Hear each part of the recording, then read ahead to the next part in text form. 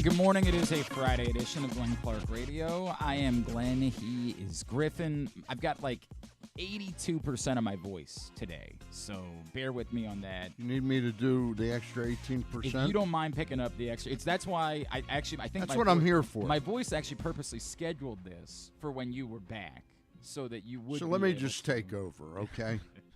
How you doing, Glenn? I'm good, pal. How about you? It's good to see you. Good. It's of course. Have a little sun. Yeah, you look tanned. You look sharp. Yeah. Stan the Fan Charles here, back in studio Looks with can us. be misleading. Good to see you. Stan, of course, got back from Sarasota earlier this week, where he spent the better part of a couple weeks with the Orioles, getting ready for the start of the season. We will have a lot to discuss on the program today. Coming up in a few minutes, Josh Pastner, the former Georgia Tech and Memphis coach. He's been doing a lot of TV this year, working with CBS during the NCAA tournament. He was doing Peacock, so we saw him around a lot of Maryland games this season in the Big Ten tournament or season. And he's done some ESPN as well, but we're going to catch up with him, talk about maybe a little bit of the controversy, the ending of the Samford-Kansas game last night. That was a clean block. Love Nick Timberlake and everything. Would have done me a lot of favors, too, but yeah. Oh, you had Samford on the money line? No, well, I mean, in my bracket, I had Samford. Oh, in the bracket. Yeah, me too. Patrick Stevens talked me into that one. Oh, yeah, man. Patrick Stevens was. Yeah, he was heavy all on that over. one. And he was damn close. It's all right, though, because I Damn had close. the Samford plus 8.5 as soon as it dropped Monday morning. So you got that one. That was a big winner. So we'll talk to Coach Josh Pastner about all that later on this hour. Look at Griffin. It looks like he's making he works here. He's underpaid here, okay? Let's. Oh, really? But he's got this look. Don't say that publicly, Stan. Including the Izod shirt. He just looks like he's making a fortune. Oh, he's killing it. Yeah, just killing it betting. Here, why don't we tell everybody that if you'd like to sign up right now at Superbook, can use the code GlennClark23 or StanCharles23 when you sign up. And then call Griffin Bass. Receive up to get $200. good info. Receive up to $250 in a same-day first bet match, win or lose. Do you have a play that you particularly love today? I like the over in game number 1, FAU Northwestern. I like the over in that. Not a lot of defense I expect in that game. So what's the I number? think it's 142, 143. I'll double-check that so we're not giving out bad information. Yes, the over is 143. Number is 143. You like the over there? I do like that. All right. Anything else that you really like today? We just gave I think out UConn. bad information. I think UConn's gonna destroy Stetson. So Okay. I'll take the 26.5 there. 26.5. Yikes! Yeah. Who are they That's playing? a huge number. Stetson. Texas? No, Stetson. UConn is playing Stetson. Stetson. Stetson. I am a Stetson man. All right. Not at all. All right, take the plus 26 then. No, I'm not going to do that. I had a great start to my day yesterday, and then it all kind of came apart.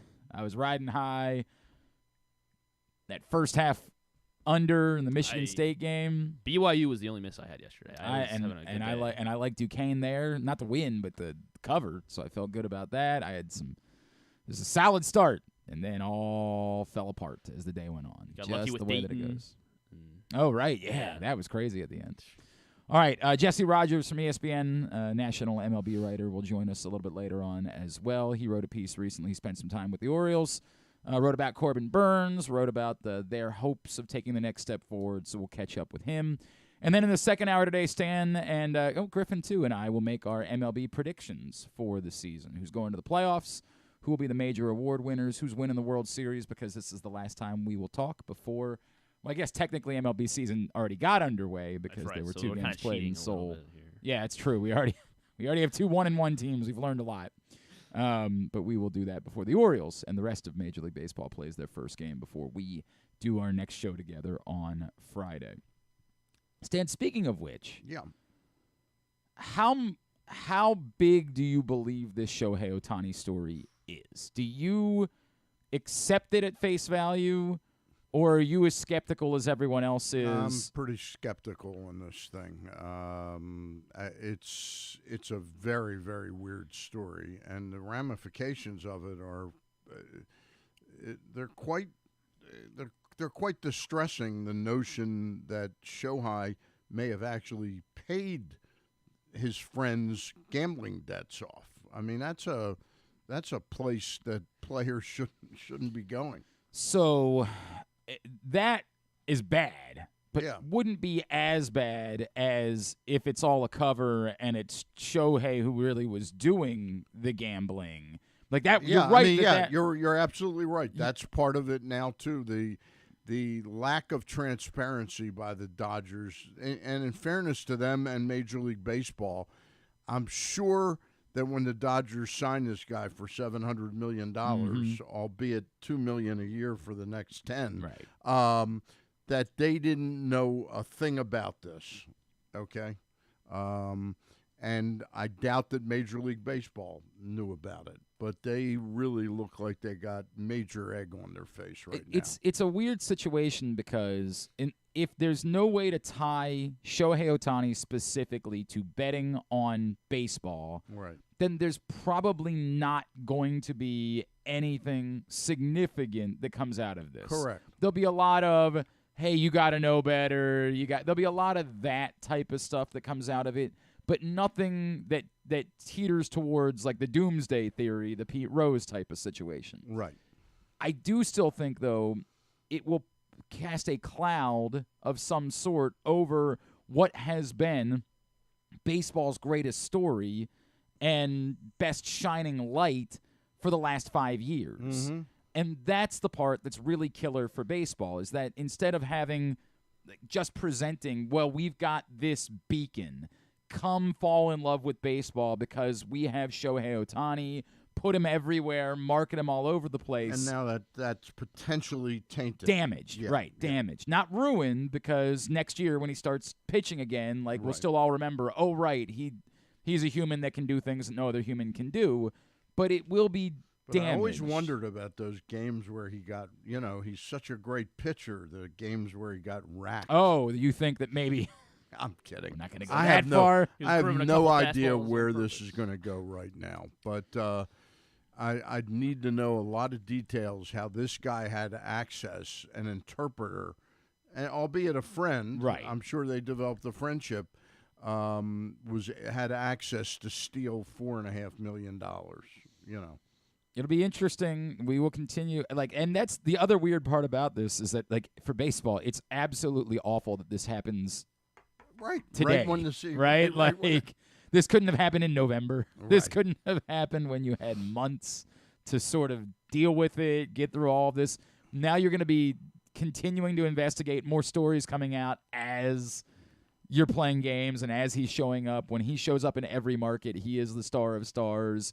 He is the traveling Beatles, and it's brutal for baseball. Yeah. Brutal for baseball. Look, we often see these cases of domestic abuse where ultimately the woman does not testify against the man. Mm-hmm. Okay, they could totally ruin his career mm-hmm. and ruin their access to money that the player would earn that would come to them. Is this one of those cases where this guy is just going to have to take the fall, without Shohei, And it's unfair because we know nothing that suggests that Shohei Ohtani has done anything wrong at all. So it's unfair that's our immediate speculation. Guy but just got married. That's correct. He's a good man, right? I think she's behind it. Oh, you think that involves her? Wife, yeah. Isn't she a basketball player too? You think she's throwing games? But to the point, every single one of us was thinking the exact same thing. Really?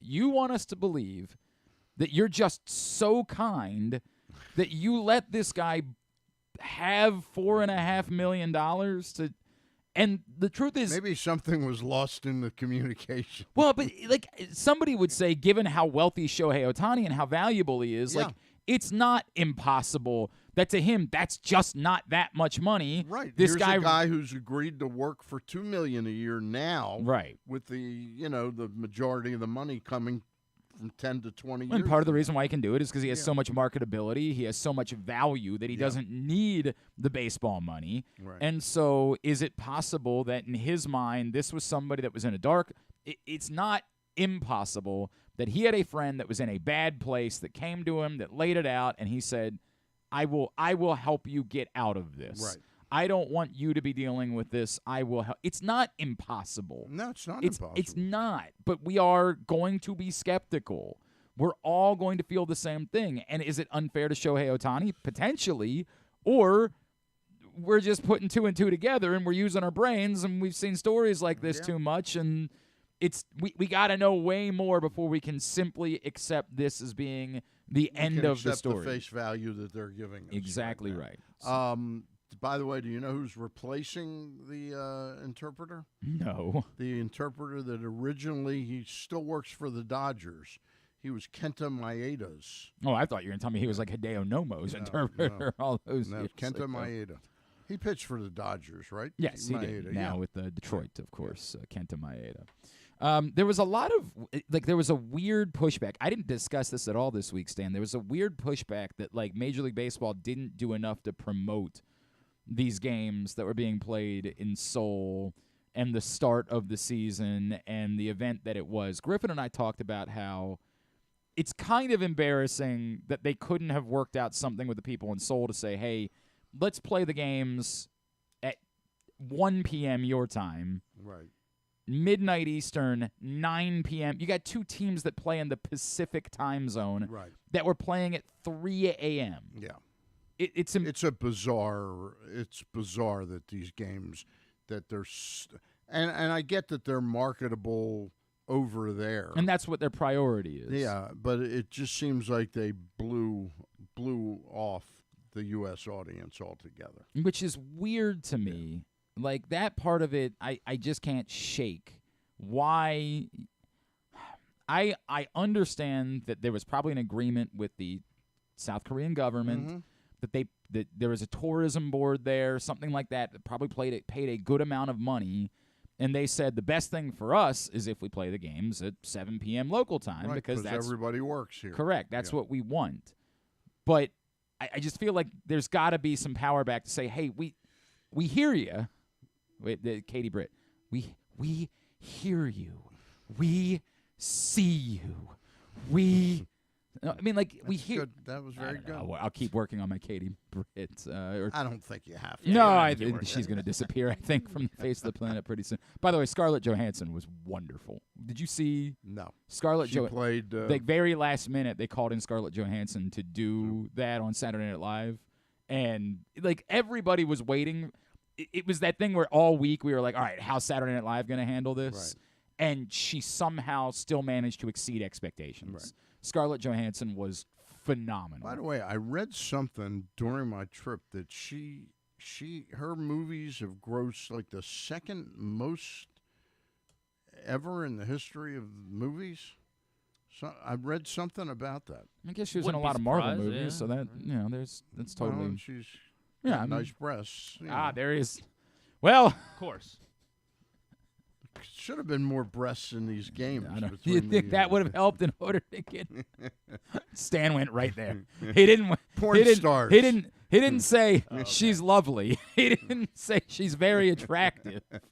He went right there. Yeah, she is very attractive. Although, in fairness, that's basically just how we're marketing Sydney Sweeney at this point. Like, at this point, what are you talking about? She's a great actor. Yeah, sure. That's exactly the part that we're marketing. That's totally how we're marketing Sydney Sweeney. Are you seeing anything? A lot of great shows and movies. Yeah. Are you seeing anything on this? What? With ScarJo? Not yet. No. I don't know. I'll on face value. Not surprised. Believable because of all the. But is it among female actors or? I thought it just said. I was like, I read it. It was like something I was reading some story on my phone, and then something bleeped in, and I didn't. Well, I didn't mean to get us off. I don't even remember. We were talking about Major League Baseball marketing these games. I don't. Maybe it felt like because the games are at 6 a.m. they just said, look, we're accepting what this is. These are 2 games for the people in Seoul. If you in America happen to want to watch them, God bless you. Go ahead, tune in at 6 a.m. It was fun for me when I woke up the last couple of days because I was like, oh, hey, look, there's a baseball game. I'll watch whatever I can watch of it. But it did feel in a way like they were just sort of saying, hey, this is for a different part of the world. This kind of isn't for you, so deal with it. But this is not a full answer. It says Scarlett Ingrid Johansson. This is on you Google her popularity. Born November 22nd, 1984, is an American actress, the world's highest paid actress in 2018 and 19. She's been featured multiple times on the Forbes Celebrity 100 list. Time named her one of the 100 most influential people in the world in 2021. Here you go. I got it right here. She comes from a lot of money, according too. to numbers.com. Scarlett Johansson's films have actress. grossed over $14.3 billion worldwide, making her the highest-grossing box office star of all time. So she's bigger than Tom. She's bigger than Tom Cruise. Cruise. That's crazy to me. Yeah. That is nuts. So I was wrong. She's not the second. Imagine being Colin Jost. Yeah. Right. Like, just imagine being him for a minute. Like, what a life. That's all worked out quite well for you. Like, God bless you, man. I don't hate the guy, but jeez, just imagine. He can afford to get into gambling debts. Yeah, if he wants to go ahead and start betting huge dollars on the AFC Championship, she could get the money paid. Yeah. Right? Like, jeez, who knew? You have presented news to me today, Stan the Fan Charles. That is a wild. It's weird that I read that she was the second highest grossing, and I'm pulling up that she's the highest grossing box office star of all time. The list that so maybe this has fluctuated. All right. Because I pulled up another list that has her second behind Robert Downey Jr. Which I'm looking at a list that has Samuel Jackson 1, RDJ 2, and ScarJo. I've got now. This might be because Oppenheimer flipped it for Robert Downey Jr. last year. But I've got Robert Downey Jr. 1 at $16.3 billion, Scarlett Johansson 2 $15.4 billion, and Samuel L. Jackson 3 $14.3 billion. So I don't. Basically, everybody in the top 10 though is a Marvel. Where's Josh Charles? That's a great point, right? I thought he was big. Dead Poets Society made money. Some money. Would he give you $4.5 million? You think, Stan? You think to cover your gambling no question he would. He's a good man. He would handle that. He wouldn't give me 2 cents. Well, I mean, maybe 2 cents. Yeah, if you needed it. How badly do you need the 2 cents? And does he have them? I think he can help you out in that area. Wow. All right. Well, this is look, everybody in the top 10. Robert Downey Jr. She was great. She was great as Katie she was Britt. tremendous as Katie Britt. Robert Downey Jr., Scarlett Johansson, Samuel L. Jackson, Zoe Saldana, Chris Pratt, Vin Diesel, Chris Hemsworth. The top 7 are all Marvel.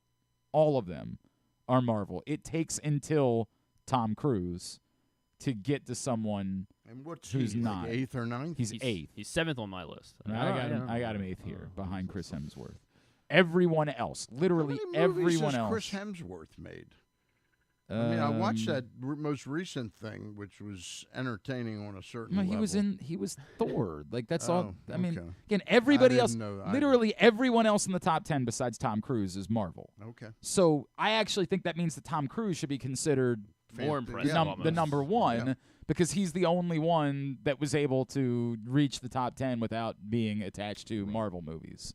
So Tom Cruise also been around now. That's true. 40 years, probably. Yeah, what 40, year did Risky Business I was trying to do that math in my head. That's a great question, Stan. Wow, yeah.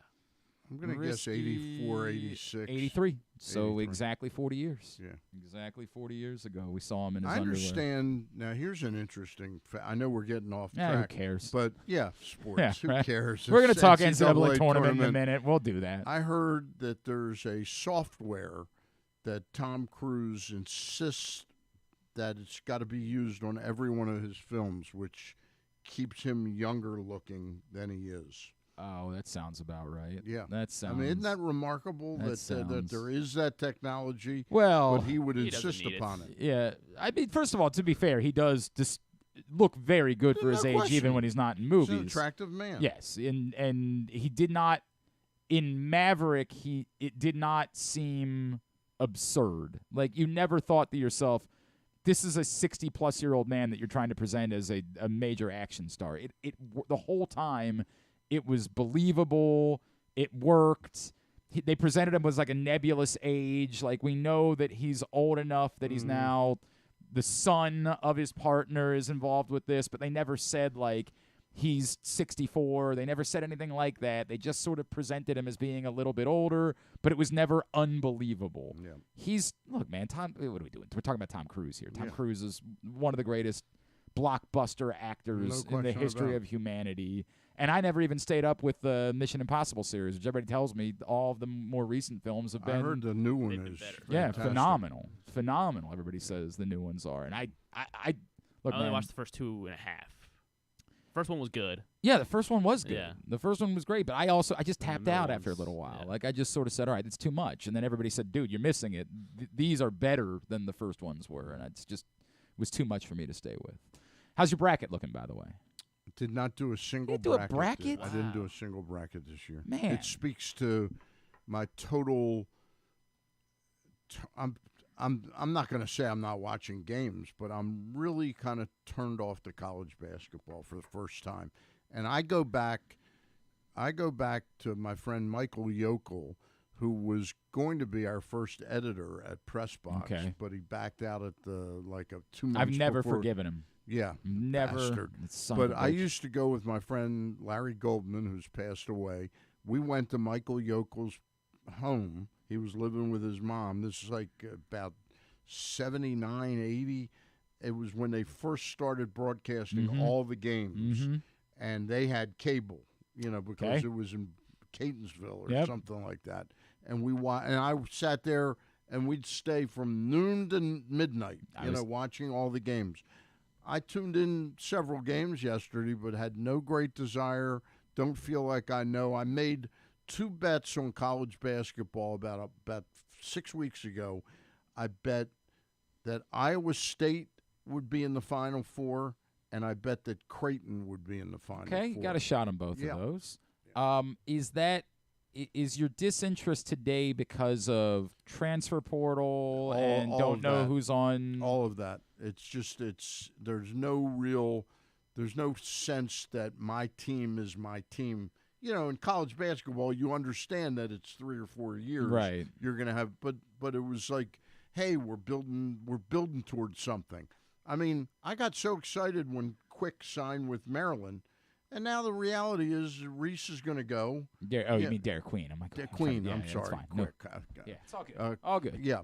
I got very excited when Maryland signed the number 1 big man, in the country, and then all of a sudden 2 weeks later, it's like, well, he's got his money now, and Reese is going to be pissed that he doesn't get. Where's my money? And he will. He'll be gone.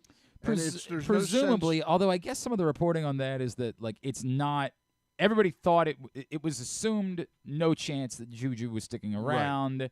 And now here we are 5 days into the process, and maybe there's a chance that he'll consider staying.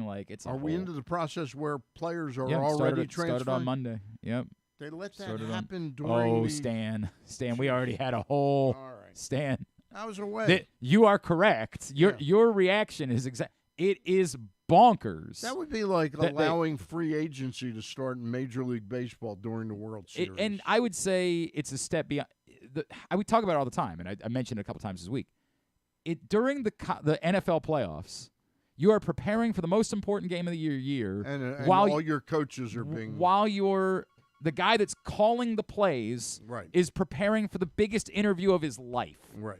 And it's bat-ass insane. Yeah. And it should never be that way. And we know that every year, and yet we do nothing about it. We just say, we think they're capable of doing both. Now, are players that are still playing eligible to announce that they're transferring somewhere? The transfer portal's open. You can do whatever you want to do. So a player that's playing for, Creighton, presumably could announce that I'm not going to be at Creighton next year and just finish the season.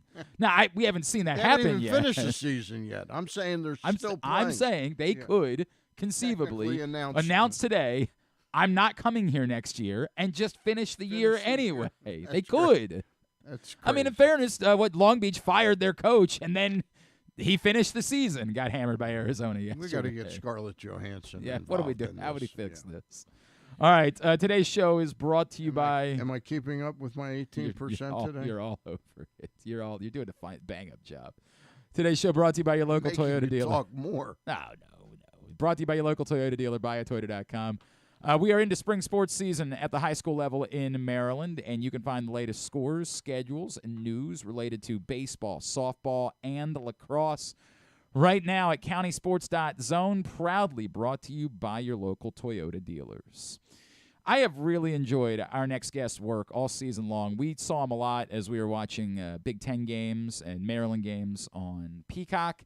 And it just happened yesterday. As I was sitting down to watch games, I enjoyed putting the fast break stream up on the March Madness app, and he was in there with Randolph Childress working that broadcast. He is, of course, the former head coach at Georgia Tech in Memphis. He's Coach Josh Pastner, and he is with us now here on GCR. Coach, it's Glenn and Stan in Baltimore. It's great to chat with you. Thank you for taking the time for us this morning. Glenn, Stan, thanks for having me. I've been doing many different networks this year. Yeah. And, since I wasn't coaching, but I've enjoyed it all. I've done ESPN. I've done, as you mentioned, Big Ten basketball with NBC Sports and Peacock. I'm doing yesterday and today with, Fast Break, March Madness live, and have done stuff for CBS Sports Network. And so I've been all over. I've thoroughly enjoyed it. And I just want to let you know I love Baltimore. When I was a head coach at Memphis, I was a head coach at Memphis prior to the head coach at Georgia Tech. I took over for John Calipari. I had two great players from Baltimore recruited, Will Barton and his brother Antonio Barton. But Will Barton, obviously a longtime NBA guy. We won a lot of games together at Memphis. And so I wanted to throw a little shout out to everyone there in Baltimore with the Barton brothers. I wanted to have you tell me a Will Barton story at some point, so we can just get that out of the way. You read forward quite well, Coach. So when did you know how special Will Barton was going to be? You know what? When I saw him in high school, look, there was things he needed to do better, but two things. One is I thought he moved really well without the basketball, and that's really a skill to be able to move and constantly be in motion when you don't have the ball. And I thought Will was really good at that. And he just had a knack and ability to be able to kind of put the ball in the basket and find a way to score it. And that's not that you got to have that kind of that innate ability to find a way to do that. And he did that. And so that was that I could see that during the recruiting process of him. But I want to tell you, his brother, Antonio Barton, helped me win a lot of games at Memphis. Everyone thought he was just a throw-in to get Will. But I liked Antonio, and I thought he was a good player. I thought he was tough. He was hard-nosed, and he helped me win a lot of games at Memphis with big shots. In fact, Antonio was better than Will his freshman year, believe it or not. Now, his sophomore year, Will was, amazing player of the year and ended up, being a draft pick and had a long-time career in the NBA. But so I loved having those guys and helped me win a lot of games in Memphis. Coach, we've really enjoyed seeing you on TV. I've always enjoyed your personality, your attitude. When you guys were rolling through the ACC tournament a couple years ago, the smile on your face was infectious. So it's really translated well to television. I guess let's dive in, right? Like the huge controversy from last night, obviously, in the Sanford-Kansas game. We review so many things in the final minutes of basketball games. They're taking like 30 minutes now to play 1 minute of a basketball game because, we got to make sure we have the exact 10th of a second right on the clock when the ball goes out of bounds. Should we be working on changing the rule so that a situation with a foul called that almost every single one of us looks at and says we don't see it, there's no that's ball, should be reviewable there? Look, I don't know if you can get into that world, because meaning that otherwise you start reviewing literally every single thing on every single call. Maybe you could say any foul call in the last minute or 2 minutes, maybe it is reviewable, but there's already enough reviewing as it is, if that makes sense. And so I don't know if you can want to go even further to more reviews. I think the only solution, because you're right about the call yesterday, they missed the call or it was the incorrect call.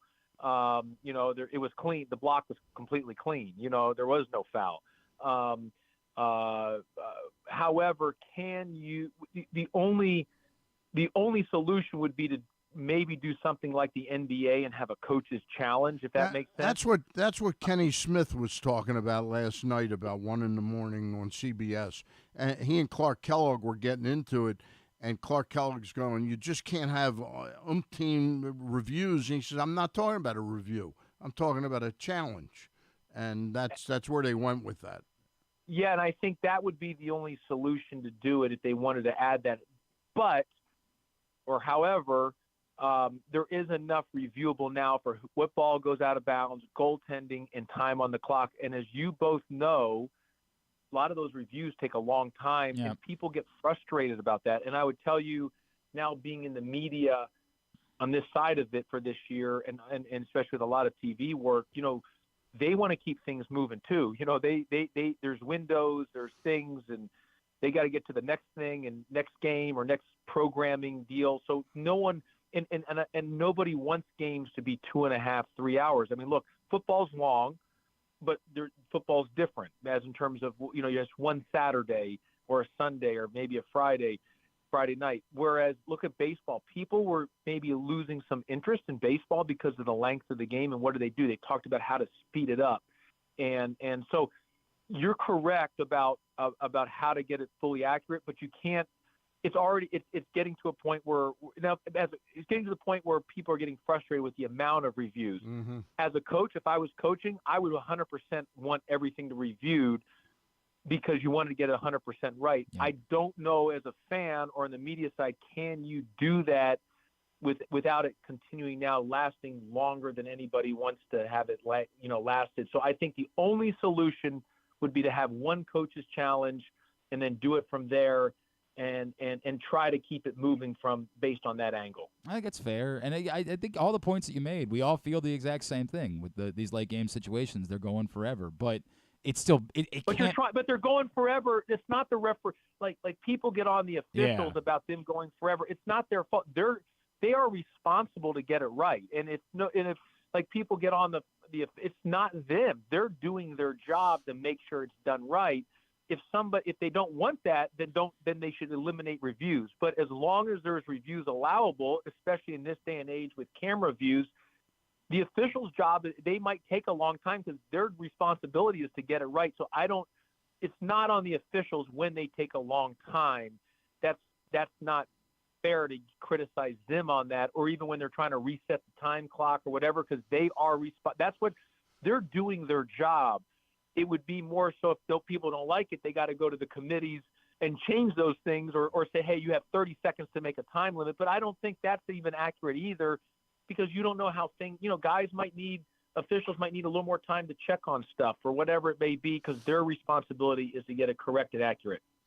Coach, I know that no coach ever wants to see anyone else lose their job, nor would you ever call for that to be the case. So I asked this question a different way. You know that there is a lot of hubbub now after Kentucky loses yesterday to Oakland about John Calipari, and maybe this is the time, and given what the crazy level of expectations are at Kentucky.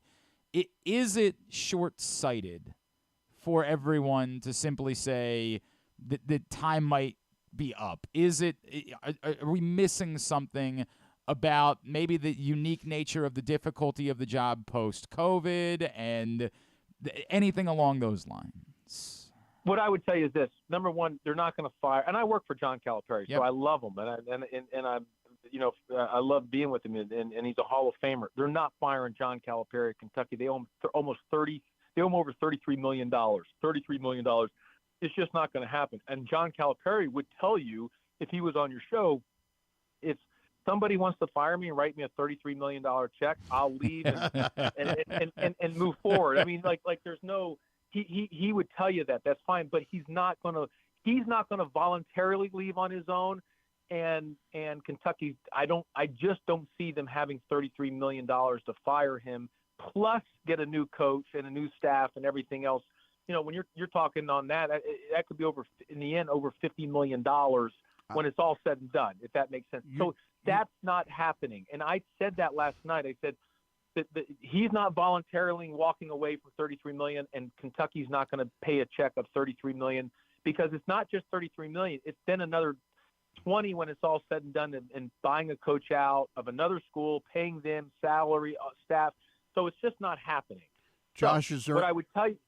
Go ahead. I didn't mean to interrupt. Go ahead. No, I was just going to say, so my point is, yes, there is heat on John Calipari in Kentucky. You're absolutely right. Big Blue Nation. They are not happy. Their expectations and standards are to go to make deep runs in the NCAA tournament. There is a lot of heat, and people are really upset at John Calipari. But what I would say is, what is there to do about it? The only thing to be done about it is probably not continue to get look, who's not going to recruit the guys that he has on his team? They're all top 5 players in the country. Now, maybe some of them could have been misrated, not rated as highly as as maybe or good as some of their rankings based on how, on their play or, but in this day and age, and even Jay Wright said this last night late after their loss, that it's hard to win with freshmen now because of the transfer portal. You win with older guys. I mean, can any of those guys at Oakland, could they play at Kentucky on an everyday basis? Probably not. But in a one-game scenario, like Gulich, the shooter, could he play in the SEC night in, night out? The answer is probably not. But could he do it in a one-game scenario? That's which makes March Madness amazing and the tournament so amazing. In a one-game situation, he can do that. Could Oakland go compete in the SEC night in, night out? And no, they'd finish last place in the SEC if it was over the course of the year. But in a one-game situation, that's what makes March Madness. And it says the road to the Final Four. It doesn't say the road to the regular season championship. So everything's focused, and your fate is decided what happens in the tournament. And they haven't made deep runs as of late. So there is a lot of noise, upsetness. People say, hey, you got to fire John Calipari, you got to let him go.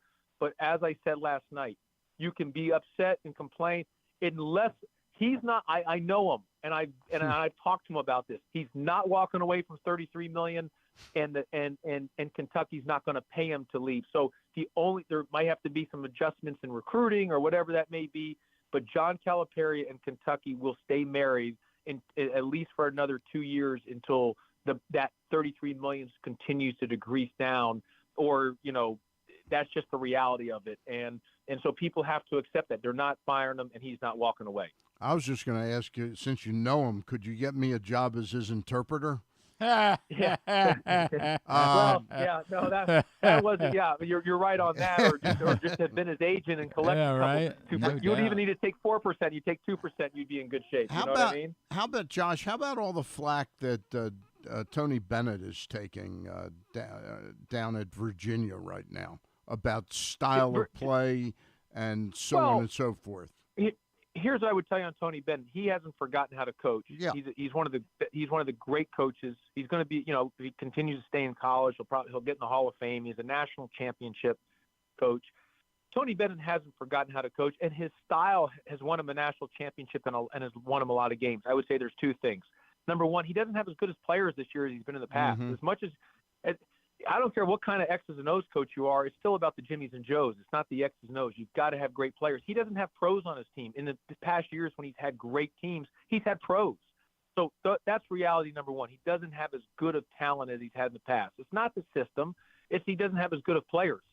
And two, you might say, why is that? Part of that is based on the climate that we're in, transfer portal, NIL. Back in the 5 years ago, 6 years ago, Tony Bennett, it was all about developing and redshirting guys and getting old and staying old within the system and program of 3, 4, 5 years.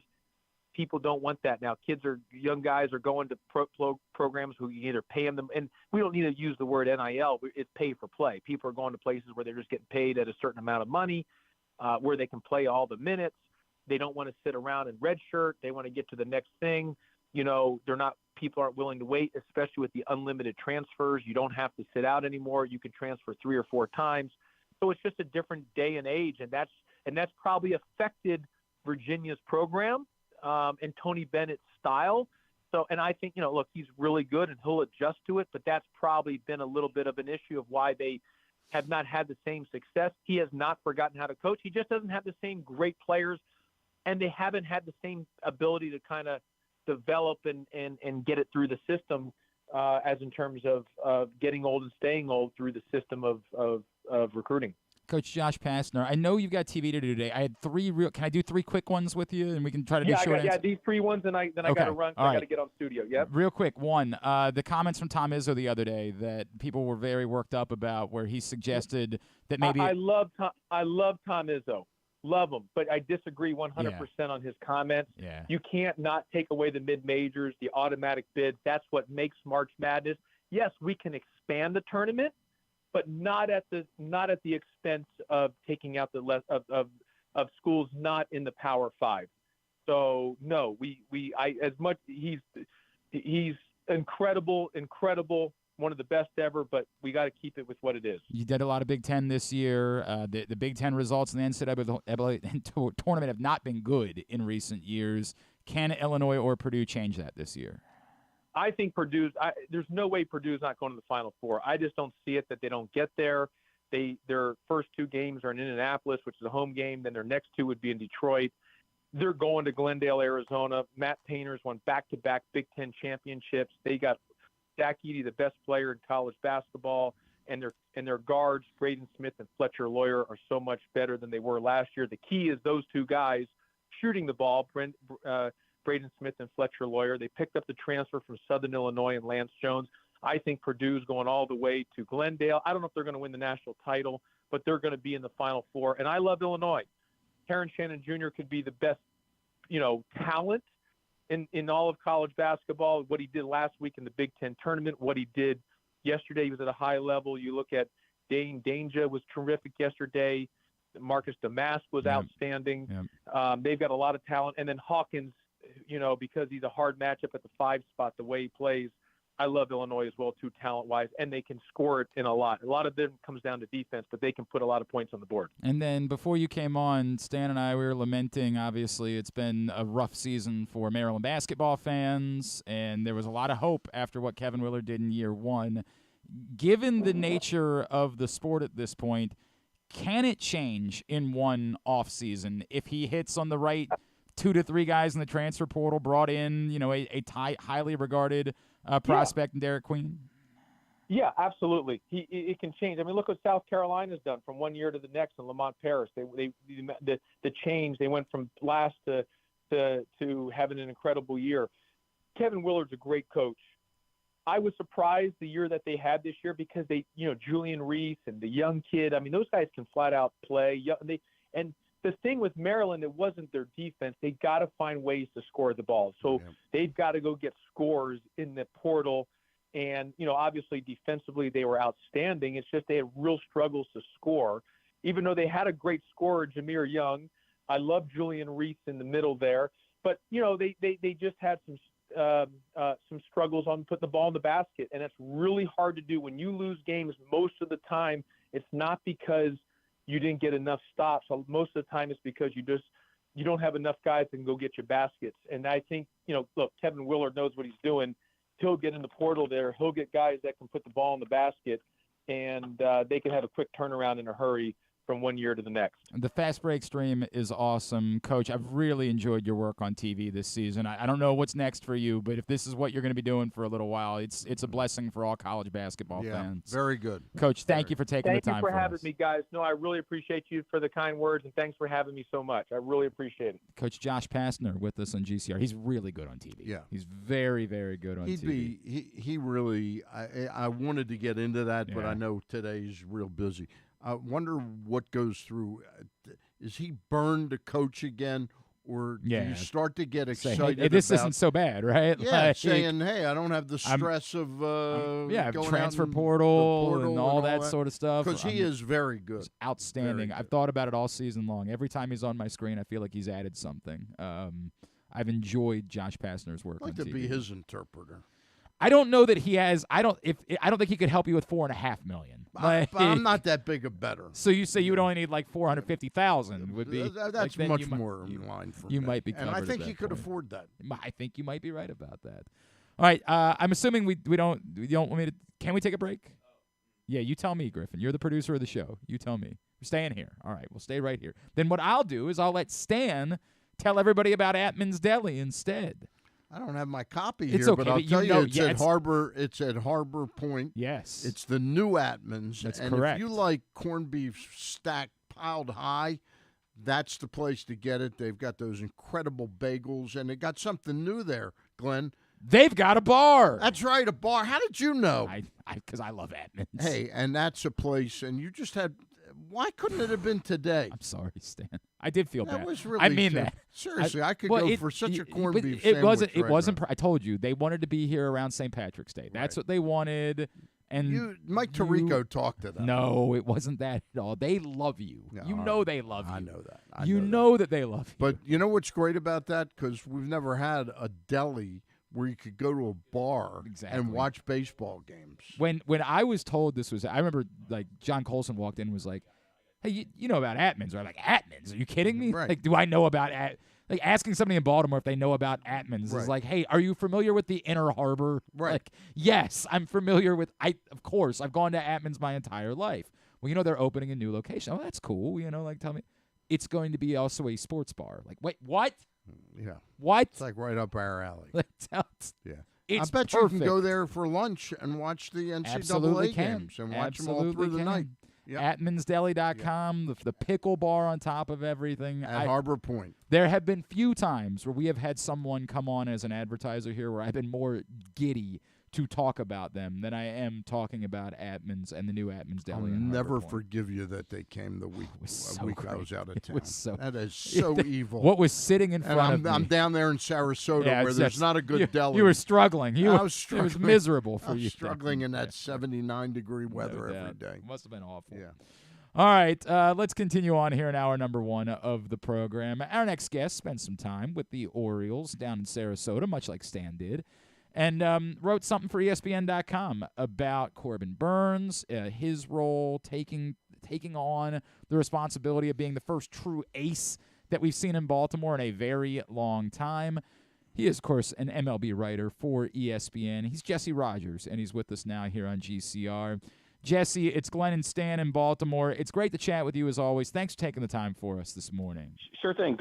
Sure thing. Good morning to you guys. Jesse, the hype, like, for someone like you, as you transition to being more of a national writer in the recent years, what's happening with the Orioles in general, before we talk about Corbin Burnes, just in general, how real is it for you? We're all excited, but from a national standpoint, like, are we – I feel like in a way we might not even be as excited as we should be because it feels like the hype is so unbelievably real for this team. Well, I think they've taken the mystery out of things because they've already won 100 games. I mean, the playoffs are always a crapshoot, but my point is I don't think anybody should be wondering if the Orioles are good. They're good. Now it's just about maintaining and taking it to the next level, which is partly why Corbin Burnes was brought in. The next level will happen in October, but you have to get there first. You have to remind yourself, win the day, win the inning, all those little things. And it's a young team still, so you can't get caught up in the headlines and what you did last year. But the talent, the coaching, I mean, they proved a lot last year for 6 months. They just didn't prove it in that 7th month, which is not a shock as young as they were. So I think everyone's excited because they already did it once, and they're as good, if not better, this year. Jesse, I got your article this morning about Corbin Burnes, and I was thumbing through it, and then I got here, and I didn't finish it. When I was down there, I was at that game against the Red Sox, and my editor was sitting next to me, and about 2 innings after he gave up the home runs and everything, he says, boy, from the moment Rutschman went out there, he was Corbin Burnes that we expected. What actually was said between the two of them? I know you talked about sort of the smile on Burnes' face, that something clicked. But do you know exactly what was said between the two of them? I mean, not verbatim, of course, and it didn't really happen on the mound. It happened mostly between innings when most of the good adjustments happen, right? Yep. And it really had to do with pitch sequencing. Burnes doesn't want to call every pitch, but in that 3rd inning or 4th inning, somewhere around there, he called a bunch of pitches, and that's when the light went on for Rutschman. He started to understand what Burnes wants to do in terms of sequencing. Okay. So it feels like that could have been a turning point for that relationship going forward. In other words, Rutschman kind of understands him now. It's going to take even longer than this, but at least he's the process has begun in earnest now. Now, it started on day one, of course, but on the mound, it takes some time. And in that moment, it felt like it was a turning point for them. But again, there'll be another turning point in April. When it starts for real, things change. But it had to do with pitch sequencing and Rutschman understanding what Burnes wants to do. So now Rutschman could call the majority of the pitches. We're going to link the story up at Glenn Clark Radio on Twitter for everybody to check it out. Jesse, the significance, of Corbin Burnes. we talked about as you were coming in, there hasn't been a real ace. Obviously, Chris Tillman had his moments for a little while, and we started to believe for a little bit that Dylan Bundy could be something in Baltimore, and that we haven't seen an ace in Baltimore since Mike Messina, right? Like, this is what we're talking about. And what Corbin Burnes could do for this team, I still feel like maybe there's a certain baseball fan here that doesn't fully grasp the significance of what having this guy at the top of your rotation can mean. Yeah, it's kind of interesting when I was in that locker room and talking to players about him. A few of the guys, Tyler Wells brought up Jordan Lyles to me, Kyle Gibson, and no disrespect to them, but This is a whole other level of pitcher. The last 4 years, he's finished in the top 8 in Cy Young. That's not easy to do 4 consecutive years. And then, of course, he won it once. So there's a consistency there. He told me that guys are asking him how to throw 200 innings. Like, he was getting bombarded with all sorts of questions from these young pitchers. Brandon Hyde, and I'm based in Chicago. Brandon Hyde was with the Cubs when they won the World Series, right? You guys know that, obviously. Yep, sure. And the Cubs signed John Lester in 2015. Now, it's not apples to apples because Lester actually legitimized everything the Cubs were doing. The Orioles have already won 100 games. They don't need legitimizing. But the point is, it gave a gravitas to the rotation that the Cubs did not previously have. And it gave a leader. And that's what Corbin Burnes is. He's just a presence. He's a leader. I mean, as much as the starting pitcher role has diminished, the great ones are still so important, maybe even more important. And Corbin Burnes is one of the better ones in baseball right now. And fast forward to October, I mean, I'm sorry, you can't just throw anybody out there, right? Especially in a Game 1 situation or fast forward to a Game 7. You got to have a stud. And Corbin Burnes is that guy. And remember, it's his platform year. If you're wondering if you're going to get the best out of Corbin Burnes, he knows he's playing for his next contract, which could be a massive one. So many incentives for him. He also told me, look, he's done it all other than getting the big contract, except for playing in a World Series. Milwaukee kept on coming up short. So much motivation for him, so much that he brings to the table. And he could be, and Brandon Hyde said it to be, the John Lester of the Orioles in 2024. Very interesting. One of the things we were positively, when the trade was announced, we were positively giddy here in Baltimore. And then the other shoe fell, which was the Kyle Bradish injury, because we were prepared to say Kyle Bradish, while we wanted to improve the starting pitching, that he was capable of being an ace. Do you get the sense that Mike Elias knew of the nature of this injury when he made this trade, that it was imperative that they pick up another big-time starter?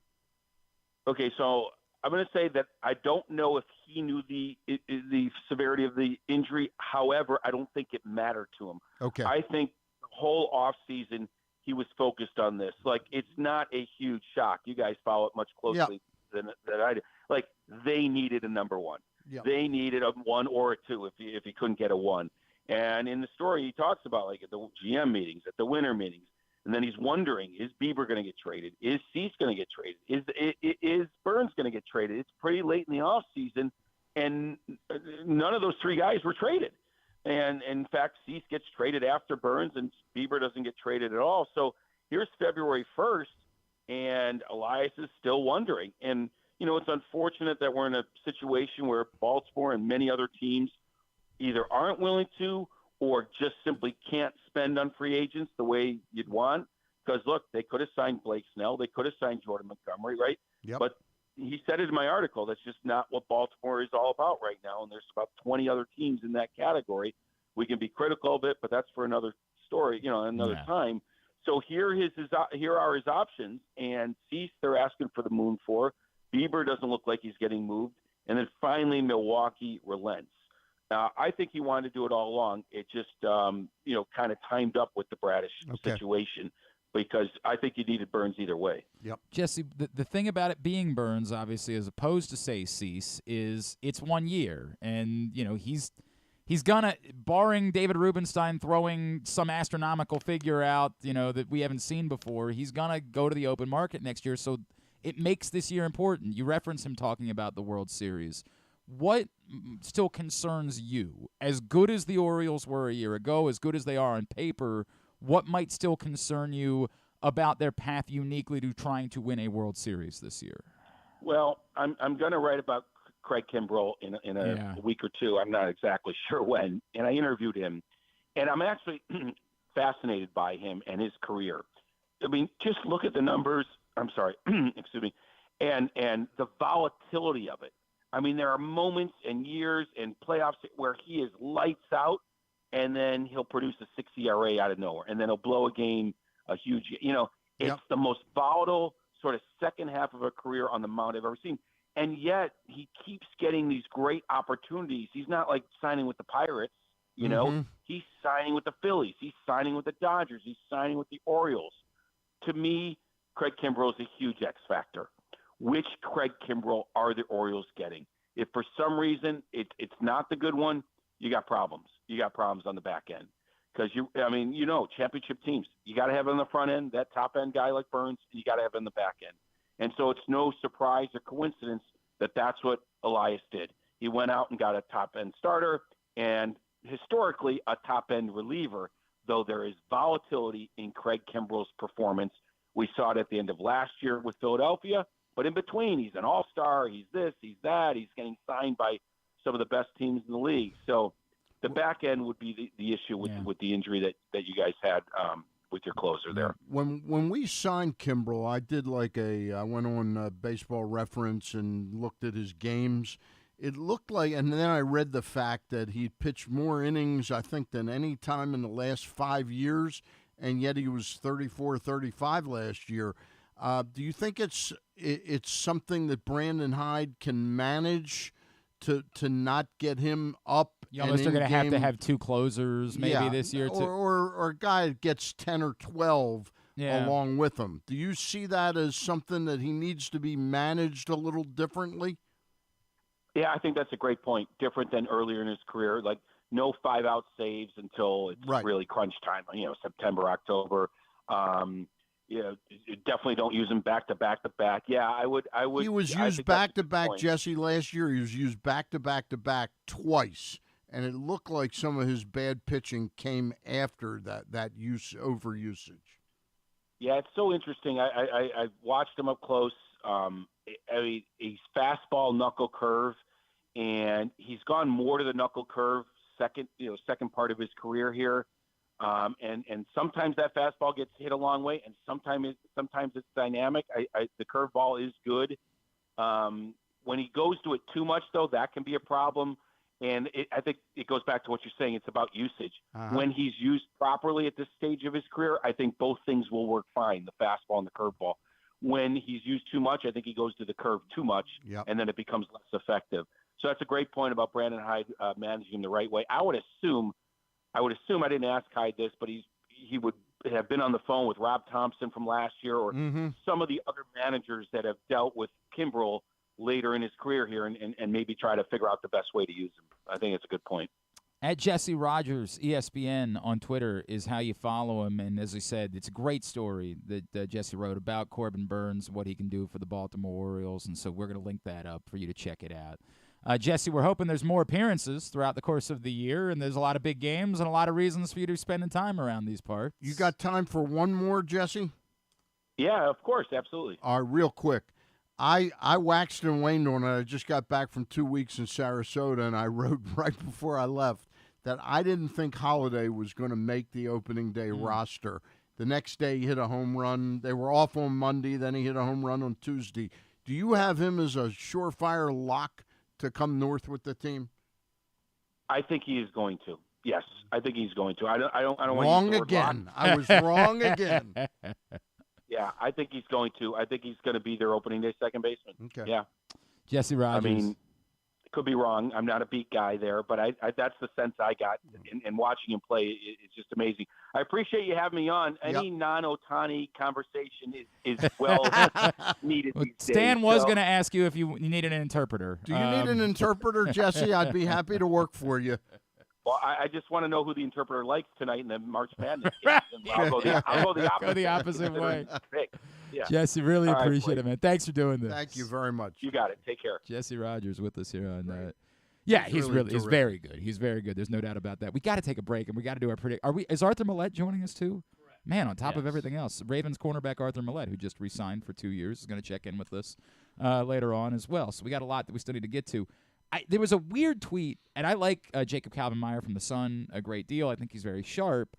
But he sent something out last night like, well, now that Jorge Mateo's made the team, the path for Jackson Holliday gets I'm like, what do these two things have to – who thought Jackson Holliday was making the team that had Jorge Mateo being off the – Yeah. Like, and again, to your we had you and I had our Jackson Holliday conversation the other day. I don't know that Jackson Holliday definitively is going to make the team. I understand. But it's about reading tea leaves, and sometimes you're right, sometimes you're wrong. But I went on a limb, and since then he's played. He's upticked his play a little bit. I said, in fairness to predicting he wouldn't. Right. I said I think the position is still there for him. You did say on Monday you thought there was still time, and to me the point was always more about the value of the PPI program, and I've kind of stuck to my guns. We're an age difference, you and I, and that was not factoring in to me as much as it probably was you and Luke. It's just it's to me, it's felt like Jackson Merrill, for example, this week with the Padres, Severna Park's own. Like it has felt like the tide has shifted. For teams to say time for Jacksons. It is. It's a Jackson. We talked Jackson Churio in Milwaukee as well. Like we had a whole Jackson conversation the other day. Jackson 5? Oh, I don't know. Are we at a Jackson 5? Poke around to see how many other Jacksons there are right now in Major League Baseball. But it just felt like the tide has shifted. Yeah. But my point was, I don't know that he's going to make the team. All I know is I never thought.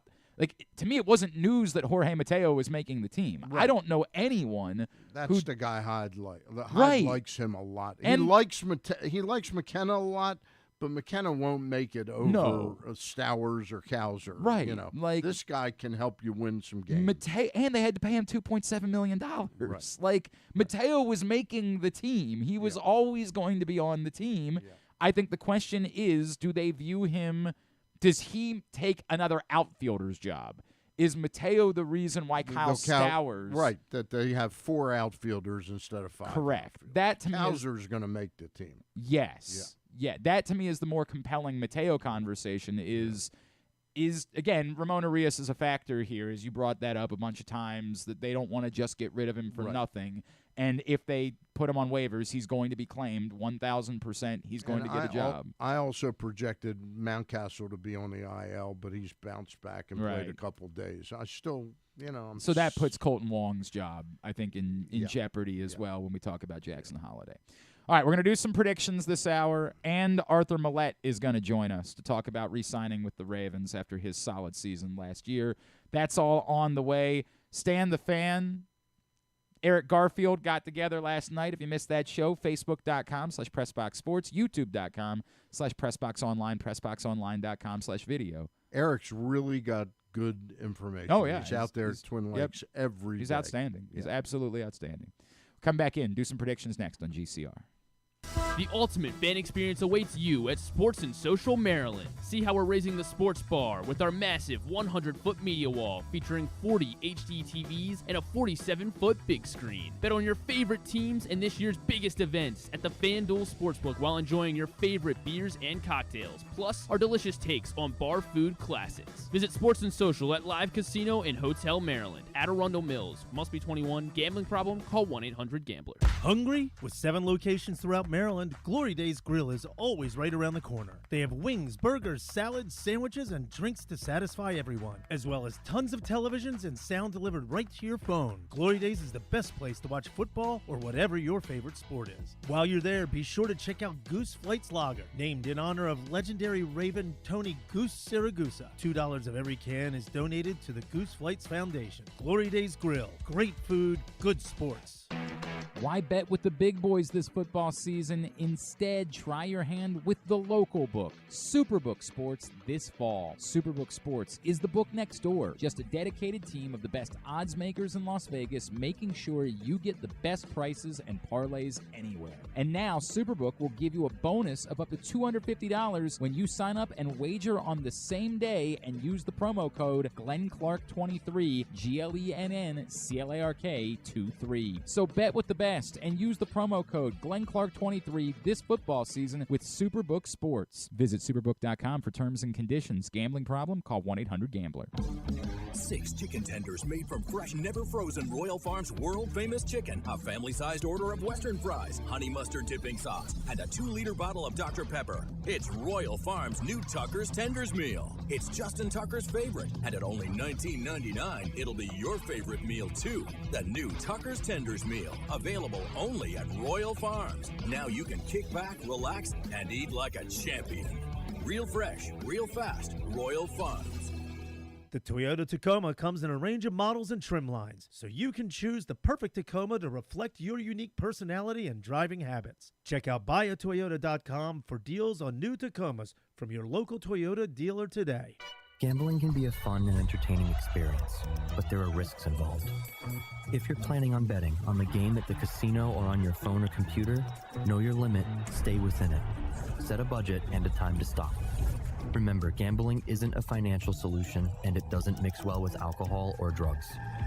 Know the risks and have a plan before you begin gambling.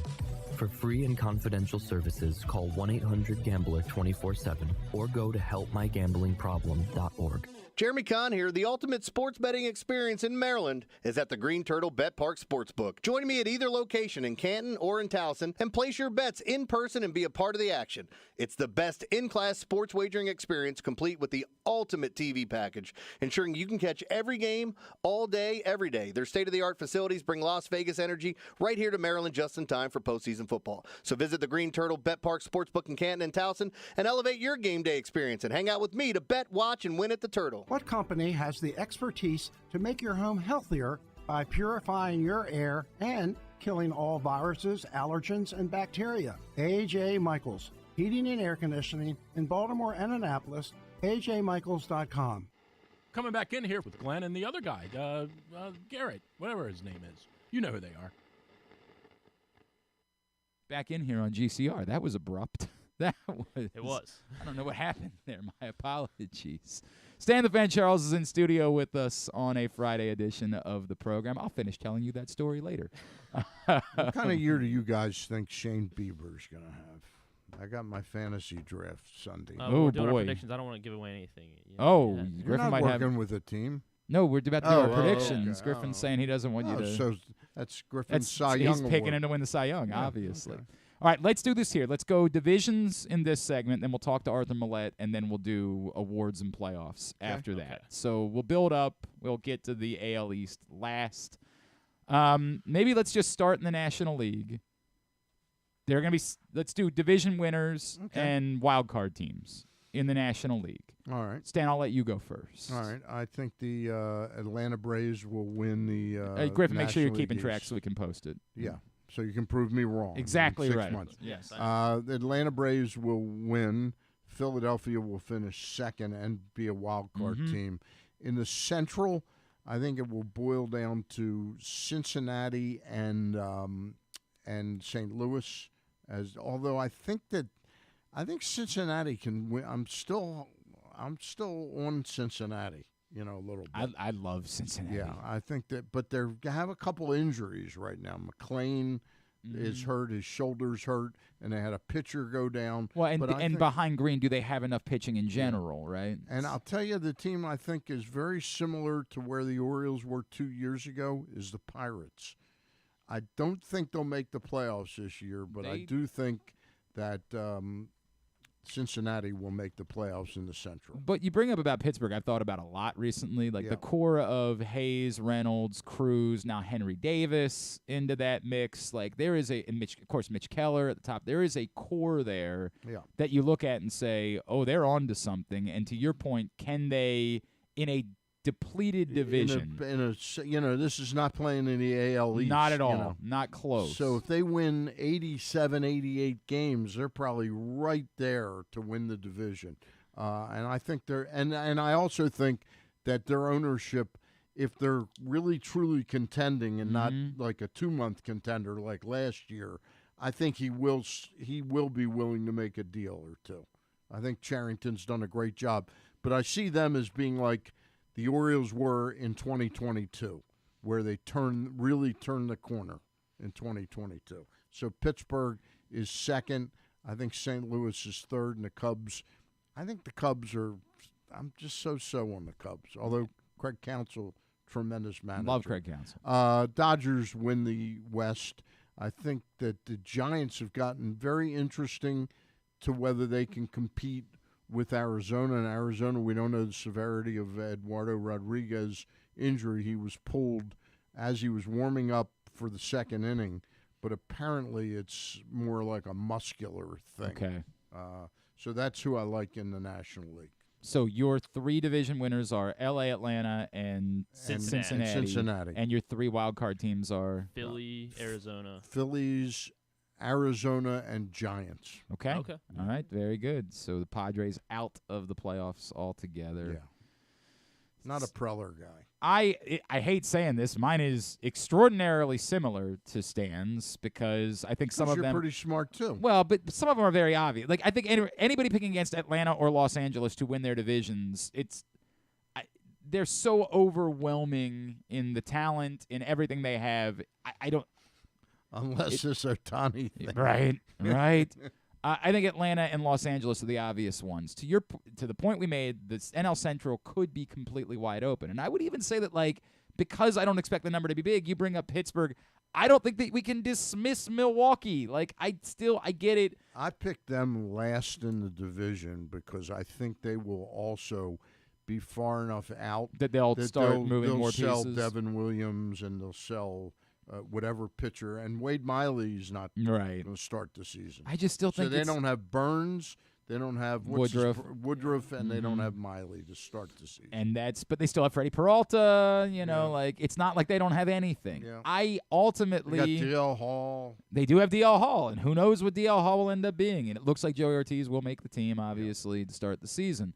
I thought that Mateo making the team there was going to knock. You thought that was going to knock Joey Ortiz out?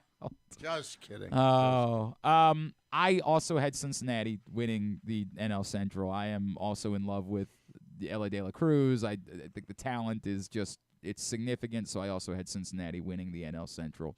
I also had Philadelphia as a wild card. I did have San Diego still as a wild card. Okay. So the only thing different we have is you have San Diego and I have San Francisco. Essentially, yeah. Oh, no, because my third wild card was Arizona? No, not Arizona. My third wild card is Miami. Miami is my third wild card. So those are my other. Is Trey making the team there? I don't know. I'm glad you asked that because I hadn't thought about that. He was still there the other day. So like Monday or Tuesday, he was still there. I'm keeping my fingers crossed. I'm not really saying anything about that. Yeah, I don't know what it is. It's the same. It's a similar concept. I like the adding in Tim Anderson, and they just got such a bunch of injuries on that pitching staff. That part is 100% true, and part of the reason why they've been more reluctant to make trades. But I like the talent there so much, and they just seem to be a team that's hard. They don't go away. I've got Miami as my third wild card in the National League. All right. Yeah, I was trying to figure out what I wanted to do with Miami too because it was weird how they made the playoffs last year. I guess they didn't really seem like a playoff team, but they did sneak in. I'm gonna go with the same division winners as you guys as well. I like the Reds a lot too.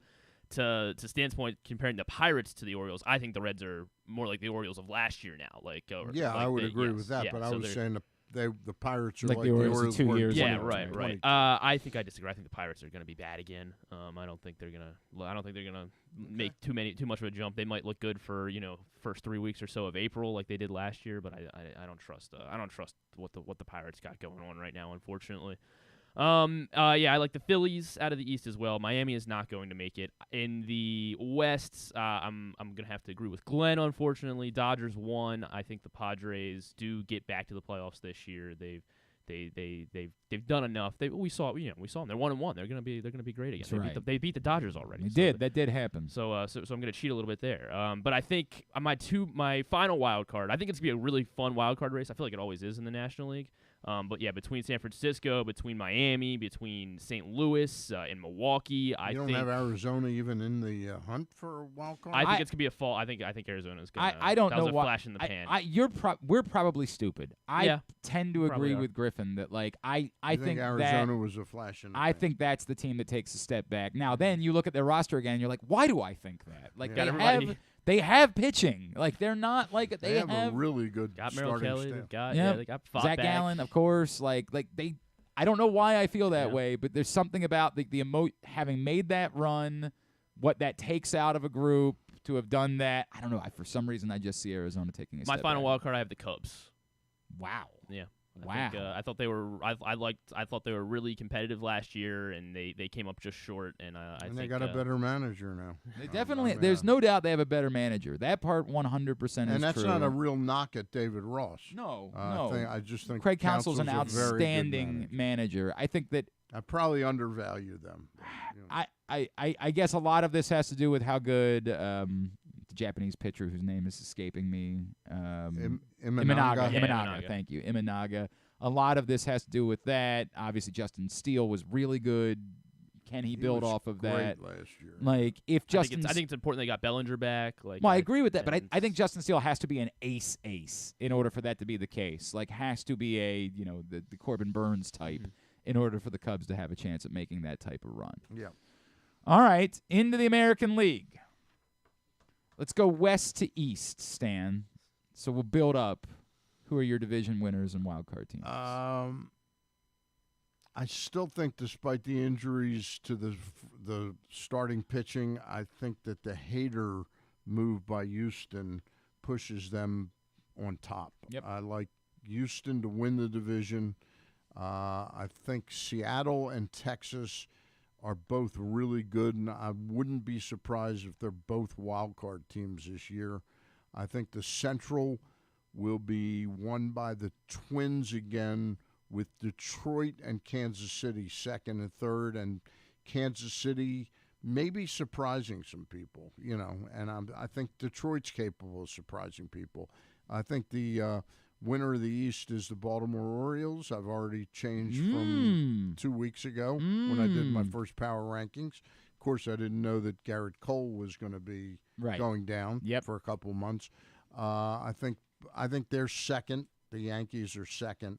I do think the Yankees will make the playoffs. I think Seattle and Texas will make the playoffs. So I think just one team, Minnesota, will make, or if one of the other teams surprises, I only think one team will make it out of the Central. So my wild cards are Yankees, Texas, and Seattle. Okay. I am in a. All right, let me get. I'll build to it the same way. I'm in agreement with you about Houston. 100% in agreement. The Josh Hader thing is incredibly significant. They're Houston on top of that. Now they've also had some pitching issues. Like they've had some injuries they've been dealing with. They've got a lot of injuries on the pitch. Luis Garcia, Verlander, and McCullers. And McCullers is not due back until maybe like late July or something like that. But they also have depth with Hunter Brown and this guy Blanco. I think is pretty good. Correct. So I don't want to give too much away. I think I agree with you that Houston will end up winning the West. The Central is impossible for me. Like impossible. To your point, does it just default to Minnesota? Maybe. Kansas City, I wrote this I was trying to pull up exactly what I wrote. I believed that Kansas City was going to be a team that's going to make a step forward. And when we did our projections for the print issue about, like, hey, what's some bets that you like, I went and said, I'm going to figure out what the Royals number is because I think I'm going to like the over there. Yeah. And then I found out at the time that the number was 72.5, that there was a projected 17-game improvement for the and I said, that's too much, right? But then I look at the division and I say, God, the Royals, just by bringing in B-level starting pitching, this offseason. But remember, you don't play your own division Not the same as much as you did once upon a time. Yeah. 100% true. The one team that I think it's not going to be is Chicago. I don't think they're going to win. And I think Cleveland takes a big step back. And their offense is just not yes, good. there's Jimenez, there's Ramirez, and that's about it, right? The Nailers. Yeah, right. Yeah. Like you got that. Yeah, they got the two Nailers, yeah. Detroit could be interesting. They do have pitching now, not just Skubal, but as we talked about earlier, Maeda. Like, they have a little something there. I don't know what juice Flaherty is drinking, but he's pitched, I think, 9 consecutive shutout innings in his last 2 starts. If Jack Flaherty has a monster season, he's making this year, $14 million. I'd like to be his interpreter. He could get that job. I ultimately did end up defaulting to the Twins. I tried to pick somebody else, but I defaulted to the Twins as well. And I thought you were sticking with New York, so I thought that would be the one area where we separated. But, the Garrett Cole injury did put it over the top for me. I think also just seeing how much being down there, my eyes are pretty wide open to the faults of teams. I just was amazed at how much young talent there is on this team. It's crazy. It is crazy. Cowser, Stowers look like an entire different human being, and it really looks like he's not going to make the team. I don't think. If Holiday's making it, if Holiday makes the team, Stowers does not make probably, the team. Unless they do, trade away Arias, something like that. Yeah. I think the Orioles are winning the AL East. I do. I've come back to it, and I was not on that boat. Now, the part that I'm struggling with is going into this morning, had jumped Toronto over New York as well. Then Stan reminded me that Toronto has their fair share of pitching injuries, too. And not that I was really... Four significant injuries. Manoah, Romano, Swanson, and there was Yariel Rodriguez, the guy they picked up, the Japanese. He was... pitching. He's a Latin guy, but he was pitching in Japan. I am gonna stick to my guns, though, and I'm gonna go Toronto 2, and they make the playoffs. I just the totality of what they have, it just feels like they have to be better. There's so much there. They've got major leaguers. They've got depth of major leaguers, right? Like their second catcher is Alejandro Kirk. Like they have. He's going to be the first this because year Jansen's broke his wrist or something. But they don't. Is he out for the? No, he's not out for. He's going to be out for like a month or something. So that's they have 2 legitimate major league catchers that are. They have so much. I still think Connor Falefa is a thing. There's just so much talent there to me that I'm going to stick with my guns with Toronto, and Toronto is going to be second in the AL East, and I have them as a wild card team. I think that's the first manager that goes down. You are very out on the direction for Toronto. Yeah, I don't. I think Mattingly will end up the manager there, but it'll be too late. Okay, all right. I don't think he has I don't think Schneider has sort of the gravitas to really be. I could be wrong. I'm not in that clubhouse, but something's missing in that bunch of players. I also, of course, have the Rangers as a wild card. The question to me, you brought up Seattle.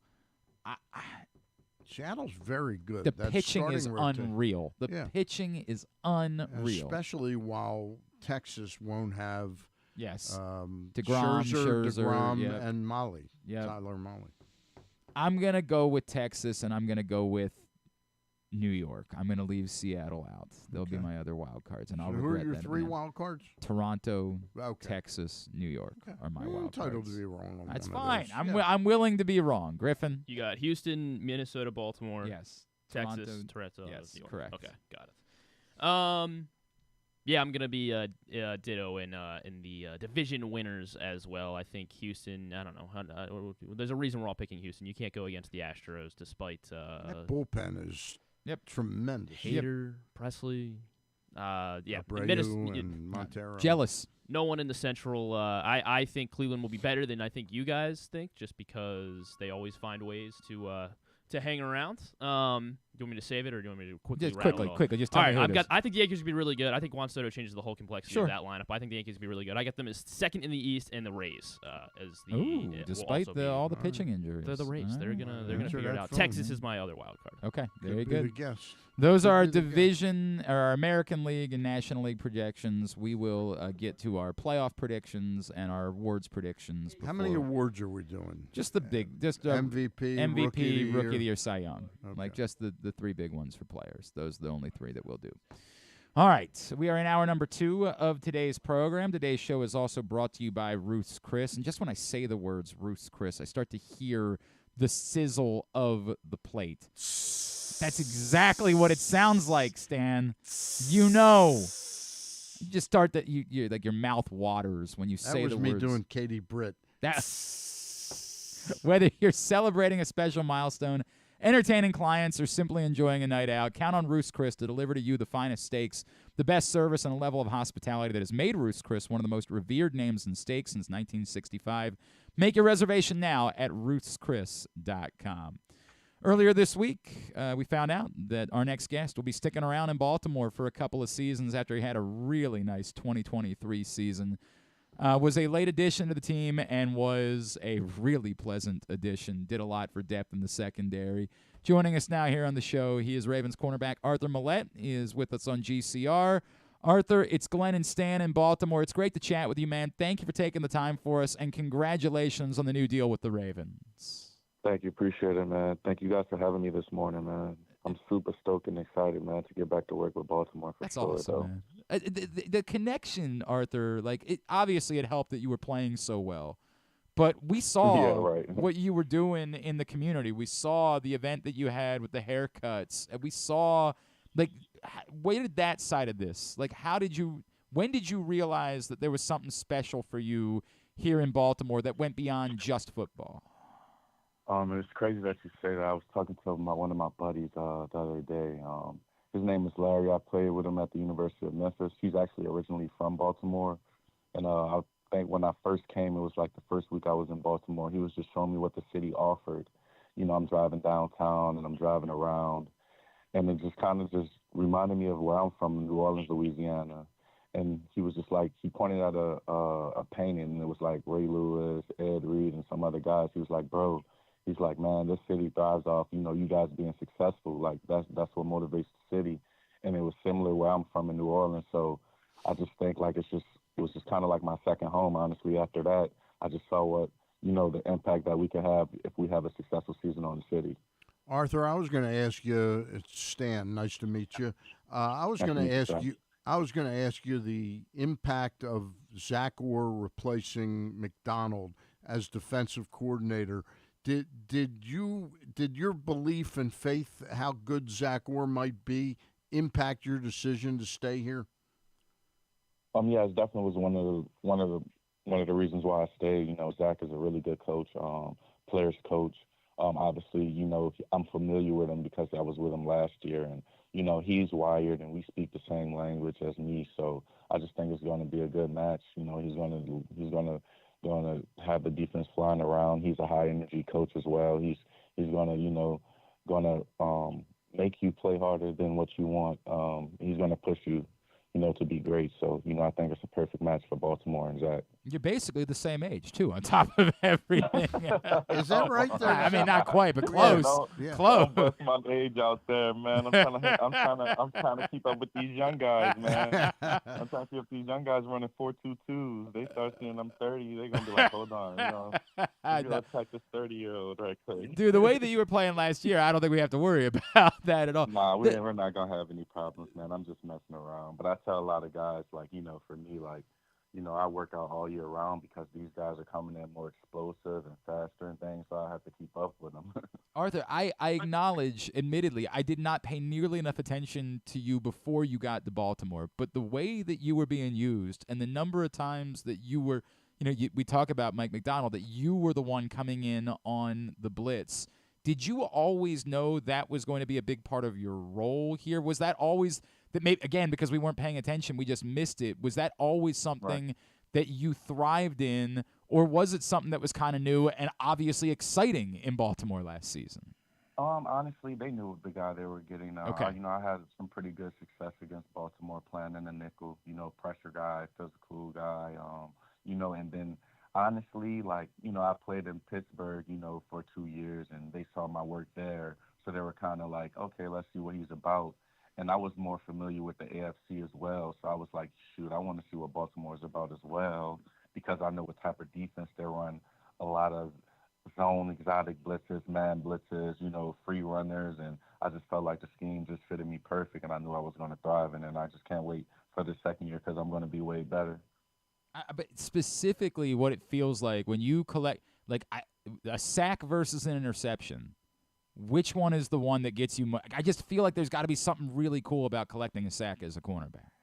I mean, sack as a cornerback, obviously, like, we don't get too many of those. You know what I'm saying? So when you see a cornerback, playing elite edge play, then it's kind of like, wow, it kind of pops out off the screen, right? But interceptions are way better because you get paid more. Fair. Okay, that's fair, man. It's fair. I hear you. I feel like interceptions are like $1 million ball. You catch a couple of those, you're gonna be living pretty good for the next couple of years. Yeah, but the sacks we were all talking about what it is that you were doing, getting in the backfield and wrecking havoc last season. Like every single one of us saw it and said, "Oh, this cat is different." Like this dude. Yeah, man. It's just like I said. I had left Baltimore because, I had left Pittsburgh. I'm sorry, I had left Pittsburgh on a 2-year because I knew what I could bring to the table, man. And like I was telling Harps the other day and all those guys in the building before I signed the contract, I was like, man, I just appreciate y'all, looking at the film, knowing that I'm a vet in this game undrafted and I had to earn my right to play, so I just felt as though they trusted what they saw on film, and they let me, do what I needed to do to be successful. Arthur, we hear a bunch of names, Patrick Queen and Davian Clowney won't be back. How confident are you, and also the coach not being back, how confident are you that the Ravens can present as strong a defensive front as they did last year? I'm very confident, man. Obviously, we got the draft. We still got some more free agency to handle. But, man, our core of guys is still there. We got a guy here and there that's gone. But honestly, man, the core is still there. The mentality is still there. Everybody speaks the same language. The ownership to be great, and everybody knows it's unfinished business. So I think the core is still there, and whoever is the additions on is going to be great because EDC knows what he's doing. So, I'm just, I'm full go, ready to go, and help this team finish the business that we did last year. How much does the body of work of Eric DeCosta factor into the confidence you have that we'll be as good defensively? In other words, there are holes right now, but he is a guy that somehow gets it done. Right.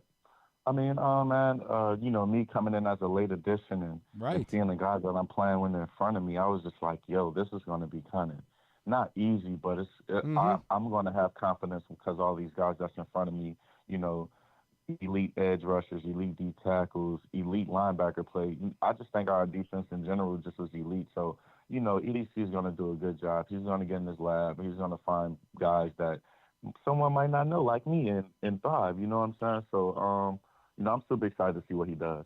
So you mentioned unfinished business, right? How long did it take you to get over it? How long, like, do you still wake up sometimes in the morning, like, dude, did we really lose at home? Like, did that really happen? Listen, it was after the game. It was funny. My cousin was staying with me and my brother, and I didn't leave my room for like 5 days. They're like, bro, are you gonna even go for a walk? I'm like, no, I'm still hurting from this bull crap, bro. I was in the room, dark, didn't want to talk to nobody, phone on do not disturb for like 5 days. Everybody's like, is Arthur even alive? I was like, no, bro. How much is that?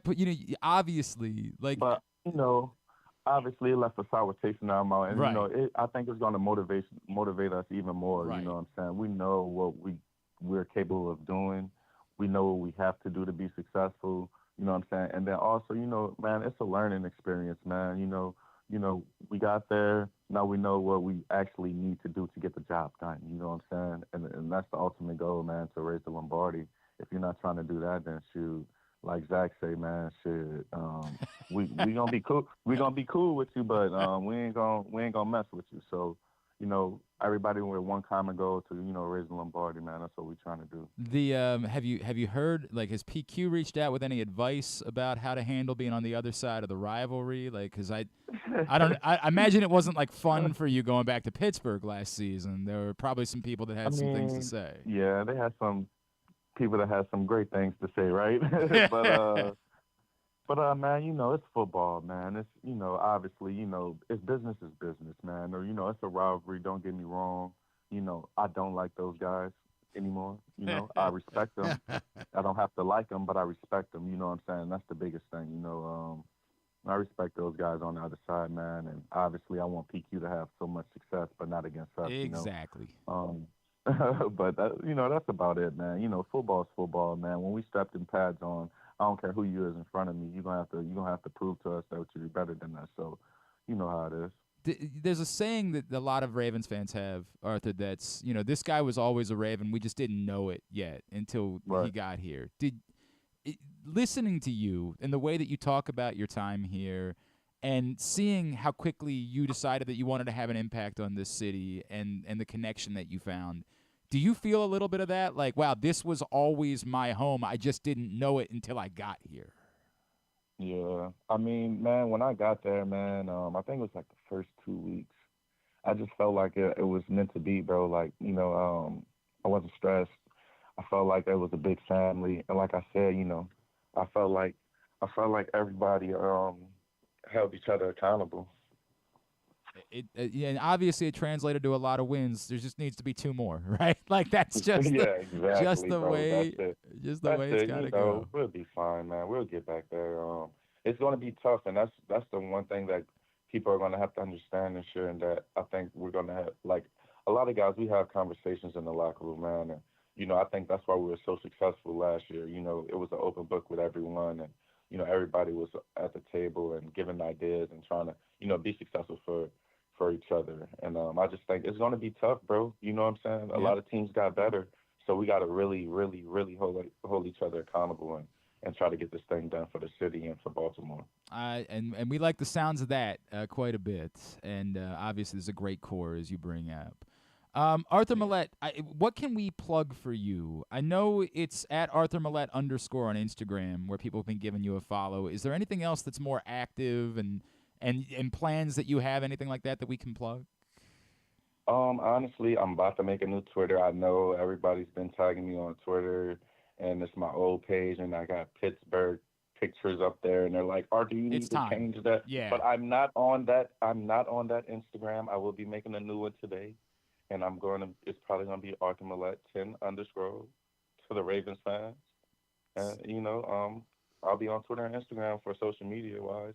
About it. All right, so now this is the part where I tell you that I don't think I owe you an apology as much as this is the Shaquille O'Neal thing. I wasn't familiar with your game, right? And when the Ravens signed you late in the process last year, I was like, who is this guy? You know, like I couldn't what you brought to this team, and we talked about it regular. The number of times that we walked in here and I was like, dude, Arthur Maulet is a player. Like I owe you some form of apology for not respecting you enough and what you were going to bring to this team this season. Are you cozying up to him so he does the Bowser show? Oh yeah, I would love to talk about that, but I'm telling you, man, I definitely underestimated what you were bringing to the table this season. Honestly, bro, I don't hold any grudge with people with that. You know, it's so many football players, you know what I'm saying? You don't know people's journeys. You don't know what type of game they bring until they're on your team, because, you know, you guys are loyal. You're not looking at other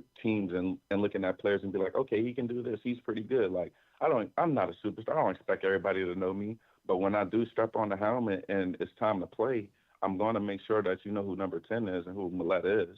You know what I'm saying? So, I mean, you know, the underdog gets his bones sometimes. Hey, man, bro. It was a joy. It's been a joy to watch you play, and we can't wait to see what's next for you and the way that you continue to impact. And your story, obviously, for people that don't know, coming out of New Orleans post-Katrina and how it impacted your life. It moved me hearing your story as well, brother. So I'm so glad that you're going to be a Baltimore Raven moving forward. Let's talk more. Stan jokes about it, but if you'd be interested in doing a radio show, we might be in touch with you about some business things, man. We'd love to talk about that. This is on air right now, so I'm going to remember that. Hey, man. Give you some profile, man. We will follow up and have that. That's a promise. We'll have that conversation. Arthur Maulet, congratulations, man. Thank you so much for taking the time for us this morning. All right, thank you guys for having me. Thanks very much, Arthur. Arthur Maulet. Good dude. Great dude, obviously. And I could tell you were comfortable with him, and he's a good guy. But I had actually never talked to him before. I understand, but you had an easy. But I really like him. Griffin, how many times this year were we talking about? And it's fair because you brought up Eric. More ass patch than maybe. But what you said about his mother. Yeah, that was way out of control. No, what you said about Eric DaCosta. So many times this year I referenced the heater that Eric DaCosta had post Lamar Jackson. That you go back and look at that stretch late of in the moves he made, and the number of times that I would say, and Jadeveon Clowney and Kyle Van Noy and Arthur Maulet, who was a guy. I went back and looked. July 25th, they signed Arthur Maulet, and he was really helpful. Is there no way Kyle's going to be back? Is there no way to fit him in? We don't know that. We don't know that about either of those guys yet. We don't know that about Clowney or Van Noy yet. Right. It's so funny because a lot of people said, hey, Clowney's just not going to sign anywhere because he doesn't want to go to training camp. And it's hilarious because there was so much buzz about Clowney last week, and here we are at the end of week 2 of free agency, and he still hasn't signed anywhere. And it does make you wonder if he just really doesn't want to go to training. Maybe he just wants to come back to Baltimore without a training camp. Just, let me hang out for a little while. I'll do my thing. It worked out for us last year, so just ease up, wait it out. It won't cost you a compensatory pick. I'll sign in July, and I'll see you in August. But listening to him, I thought he'd be very good on the radio with you. Somebody else brought that up to me. I guess he was on the afternoon show on 105.7 yesterday. Right. And somebody that just said, hey, I don't know if you guys have started thinking about, continuing this, but he might be a good option. And, yes, talking to him, I completely concur. I don't know. I had a lot 105.7 hosted a listener party last night, and it was good to be there. And a lot of people came up to me like, hey, are you guys going to continue the show? Here's what I would tell you. We'd love to. We'd love to. It was difficult the first time. I was open about this. These guys are making a different amount of money than guys were making when player shows started in Baltimore. Yeah. When player shows started, it's like 25 years ago when we used to do player shows. Making additional money was something that all of these guys said, because they were making good money, but they weren't astronomically wealthy. Right. These guys now just don't need more money necessarily. Like they're making so it's more difficult at the level we're talking about. At what we're capable of paying them, and bars are capable of paying. Of course, you need to make your fortune. It's, so you're it's going really to give this any is of a it up. huge money maker for me, as everybody knows. This is how I make my nut during the course of the year. Do you need an interpreter? I could really use an interpreter. So we would love, and we've had privately some conversations, and our hope. The thought isn't, well, Tyus is gone, there's no show. Right. Our hope is that we are going to be able to do shows next year, and we have some guys that we want to talk to and see where their appetite would be. It's also difficult because some guys just don't have the in doing this. It takes a different guy to care about it takes a really Tyus was a special human being. And listening to him and the stuff he does in the community, I think you're right. That's where the platform is. Yep. For him to help boost those things. I think you're right about that. All right, when we come back in, we will make our playoff predictions. We will make our awards predictions for the season. Still time for you to pick up this print issue of Press Box at your neighborhood Royal Farms, any of the hundreds of locations around town where you find Press Box. It is our sort of Orioles preview cover. You can go get that right now for free today and read it all at PressBoxOnline.com. I'm also going to tell you a heartbreaking but a positive ending story involving a 6-year-old boy and who went into cardiac arrest like the football player for the Bills. Yeah, DeMar Hamlin. Yeah, playing Little League Baseball, and his mother saved him. It's an incredible story. All right, we'll do all that next. It's Glenn Clark Radio. Hey, it's Jeremy Kahn. This postseason, bet in person at the Green Turtle Bet Park Sportsbooks with locations in Canton and in Towson, and enjoy the best in-class sports wagering experience at their state-of-the-art facilities, bringing an unmatched sports betting thrill. Gambling can be a fun and entertaining experience, but there are risks involved. If you're planning on betting on the game at the casino or on your phone or computer, know your limit, stay within it. Set a budget and a time to stop. Remember, gambling isn't a financial solution, and it doesn't mix well with alcohol or drugs. Know the risks and have a plan before you begin gambling. For free and confidential services, call 1-800-GAMBLER 24/7 or go to helpmygamblingproblem.org. Discover your next favorite beer crafted in the heart of Charm City. At Guilford Hall Brewery, we believe beer should be flavorful and easy to enjoy. Our meticulously crafted lagers and ales are derived from centuries-old European brewing traditions, a staple for both the seasoned beer aficionado or a novice hophead. Experience beer styles that dare to showcase the exceptionality of simplicity. Visit our restaurant and brewery at 1611 Guilford Avenue or view our menu and tap map online at guilfordhall.com. Guilford Hall Brewery, European tradition, Baltimore charm. Make the most out of every day in your Toyota RAV4. Available in hybrid or gas-only models. A RAV4 can get you where you want to go in style. Check out buyatoyota.com for deals on new RAV4s from your local Toyota dealer today. 6 chicken tenders made from fresh, never frozen Royal Farms world-famous chicken, a family-sized order of Western fries, honey mustard dipping sauce, and a 2-liter bottle of Dr. Pepper. It's Royal Farms' new Tucker's Tenders Meal. It's Justin Tucker's favorite, and at only $19.99, it'll be your favorite meal too. The new Tucker's Tenders Meal, available only at Royal Farms. Now you can kick back, relax, and eat like a champion. Real fresh, real fast, Royal Farms. Craving that classic New York deli experience? Look no further than the new Atman's Deli in Baltimore's Harbor Point. Corned beef piled high, hand-rolled bagels, and something different. A bar! Atman's has food and drink specials every day. Now open for breakfast, lunch, and dinner. Dine in, grab takeout, or hang out at the bar for the next O's game. Atman's Deli, an authentic taste of Baltimore tradition since 1915. Find us at Harbor Point or visit atmansdeli.com. What company has the expertise to make your home healthier by purifying your air and killing all viruses, allergens, and bacteria? A.J. Michaels, Heating and Air Conditioning in Baltimore and Annapolis. AJMichaels.com. Hungry? With 7 locations throughout Maryland, Glory Days Grill is always right around the corner. They have wings, burgers, salads, sandwiches, and drinks to satisfy everyone, as well as tons of televisions and sound delivered right to your phone. Glory Days is the best place to watch football or whatever your favorite sport is. While you're there, be sure to check out Goose Flights Lager, named in honor of legendary Raven Tony Goose Siragusa. $2 of every can is donated to the Goose Flights Foundation. Glory Days Grill. Great food, good sports. One of the things that's definitely wrong with this country is that this dude still has a job somehow, some way. Glenn Clark. All right, back in here on GCR as we continue along on a Friday edition of the program.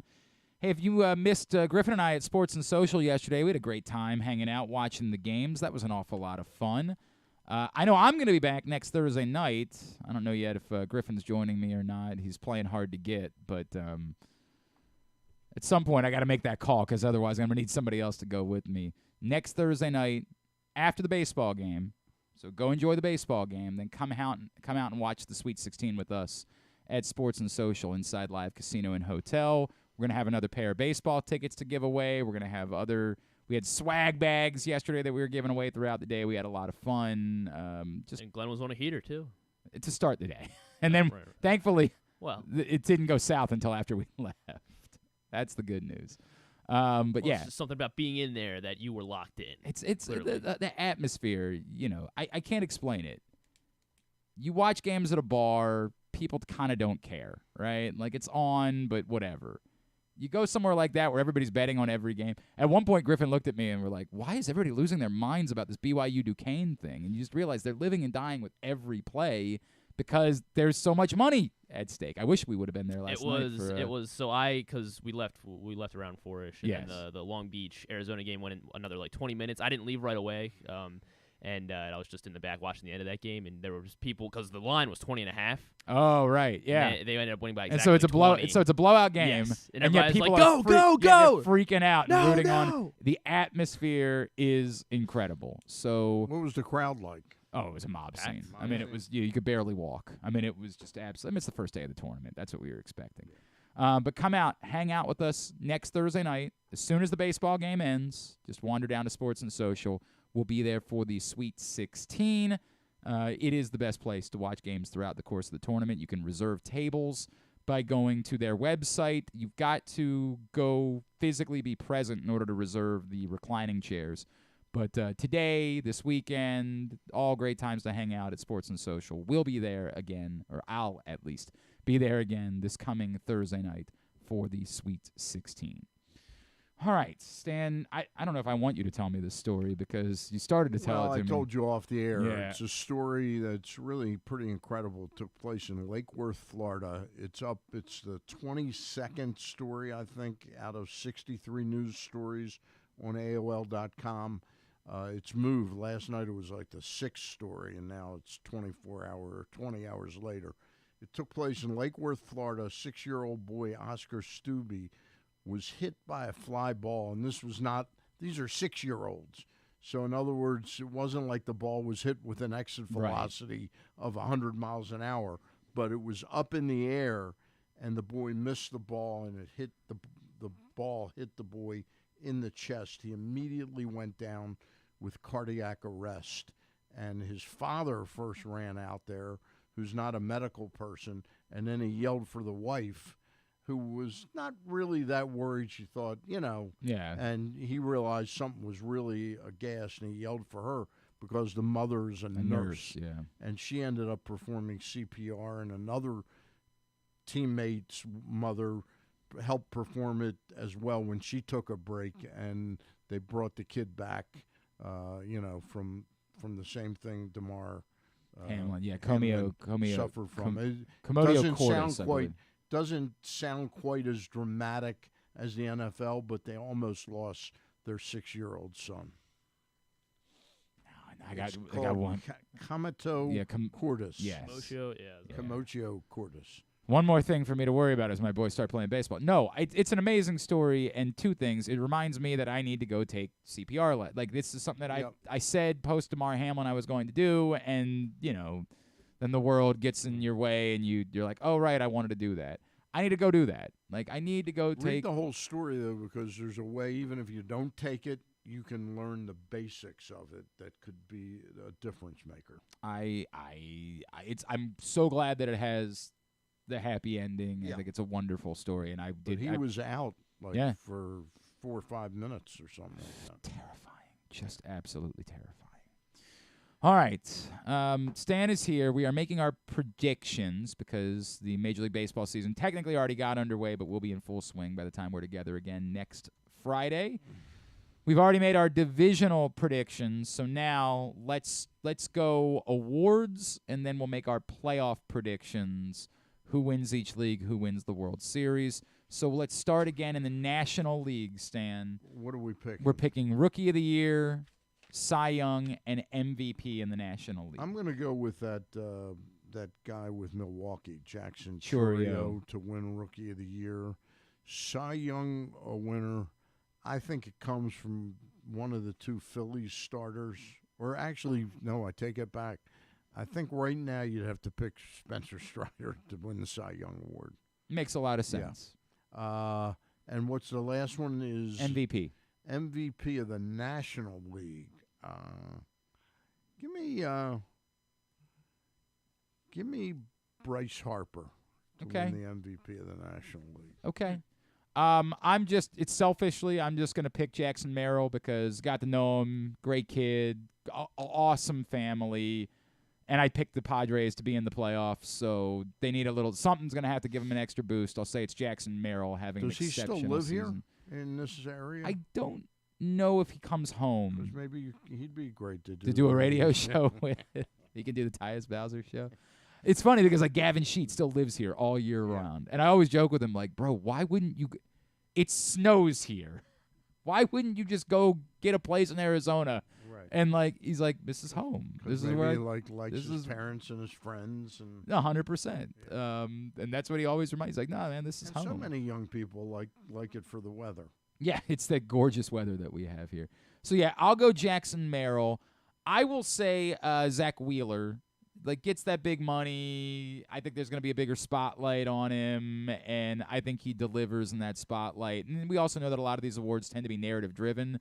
So I think any of the four, the two Phillies and the two, I'll even include Max Fried. Sure, in Atlanta, the absolutely. two Atlanta guys. You're going to get the Cy Young Award winner amongst those four, but you're going with Zach Wheeler. I'll go Zach Wheeler as my NL Cy Young Award winner, and it just feels to me like it. Could Shohei Ohtani still work his way into the conversation? He could. To your point about Bryce Harper, always could be in the conversation. But what Ronald Acuna did a year ago was otherworldly. And until Shohei Ohtani starts pitching again, I'm going to assume that Ronald Acuna, like, there's a reason he's the betting favorite to be MVP. Mm-hmm. He's going to be my pick again to be MVP of the National League. Ronald Acuna. Griffin? I am going to go with all right, so we're starting with Rookie of the Year. I wish Stan hadn't picked him. I mean, because none of us are going to pick Yamamoto, really. I maybe it's because of I guess it's because since we're cheating, we already saw him pitch. We know that he can't. He's not going to make it. Right, we know he's not going to make it. Yeah. I'm trying to think. DL Hall, Joey Ortiz are technically this will be their rookie season. Does DL Hall still have rookie eligibility still? Yeah, at least according to the sports books, he does. Yeah. So. Wow. How many games do you have to have? How's it work for a pitcher? Remember, they're going to use him as a starting pitcher for the first 2 months. So that'll up his odds. I don't know, man. I think this is the toughest Just one. pick somebody. Well, you had the Cubs in the playoffs. I know. You probably pick Imanaga. Imanaga. I'm gonna go with Jackson Chourio as well. All right. No. Jesus. Can I change it? Pick some. Yes. I'm going to go with Imanaga. All right. Thank you. Who do you go with? Imanaga. And you got to pick that's two. Right. I got others. My God. We're also going to pick Cy Young, so I'm gonna go with. I think I'm gonna go with a little bit more of a flyer because Strider's easy. I'm gonna go with Aaron Nola. Okay. Aaron Nola is my National League Cy Young, and then same with. I think I'm gonna be boring for MVP as well. Actually, no, I'm not. I'm gonna go with Mookie Betts. Okay, Mookie Betts. That's probably boring as well, but yeah, Mookie Betts. American League award winners. Stan the Fan. Which one we starting with again? Well, MVP? you can. No, let's start with Rookie of the Year. Rookie of the Year is, I predicted he wasn't going to be up, but I'll take Jackson Holliday to win Rookie of the Year. MVP, I agree with Griffin that Juan Soto is going to have a pretty amazing year this year. And then what do we got? The Cy Young? Yes. Why not Corbin Burnes? It's funny. Corbin Burnes is going to be my Cy Young winner. But because I'm not taking Jackson Holliday to win Rookie of the Year, part of this is just an odds play. I think it's insane that as much as I love Jackson Holliday, who are you taking? Evan Carter, he still qualifies as a rookie. Like, it's why it's weird to me that Jackson Holiday is the betting favorite over. As much as I love Jackson Holliday, I'm going to change mine to cheater. Evan Carter. Cheater. Well, that's fine. It's totally fine. Yeah, Evan Carter. I think he's really a step above. Evan Carter is my Rookie of the Year. Holiday pick. will finish second. Yes, which by the way, it still works. You got Evan Carter now, Stan. I got Evan Carter. Stan switching to Evan Carter, but yes, Corbin Burnes will be. Just switch me to whatever Glenn says. That's what he wants. Corbin Burnes will be my MVP, my Cy Young pick. MVP. And MVP is tough. There's a part of me that wants to go Kyle Tucker. I love Kyle Tucker, man, and it's so far off the radar that from like a betting standpoint, it would be a huge winner. Hell with it. I'm doing it. Kyle Tucker is my MVP pick in the American League. I just love Kyle Tucker. All right, cool. So we got an easy win over Glenn. Well, I don't think we did. We didn't even do a bet for this one. We do that for our second half projections. Who was your Cy Young? You said Corbin Burnes. Yeah. So you both said Burnes. Yes. Okay. Oh, you did say Burnes. Yep, I said Corbin Burnes. Cheater. I am going to go with, unlike you traders, Jackson Holliday will win the Rookie of the Year. That would be good news. And to win the American League Cy Young, I'm going to, Yeah. Go ahead. Just say it. Just say it. Marcus Stroman. Man. Yeah, I guess it really does have to be Corbin Burnes. There you go. Corbin Burnes There you is go. the American League. So that means to win the MVP will probably be Gunnar Henderson, I guess. Just by Wow, default. you're going across the board, huh? Word sweep. No, I'm going to go Julio Rodriguez. All right, Julio Rodriguez to win MVP. Very good. Those are our award picks. But you didn't have Seattle making the playoffs. No, I did not. So, hedging your bets is what Bobby you're Witt is doing the seventh best odds to win MVP. So that's Bobby Witt. So and the Royals are not making the playoffs. So right, I get it. Okay, I don't know what you're trying to say. My point is it's an irregular season award. Who's Shohei Ohtani has won. How many Who's MVPs? winning He's each sniffed league the and who's playoffs. winning the World Series? Stan.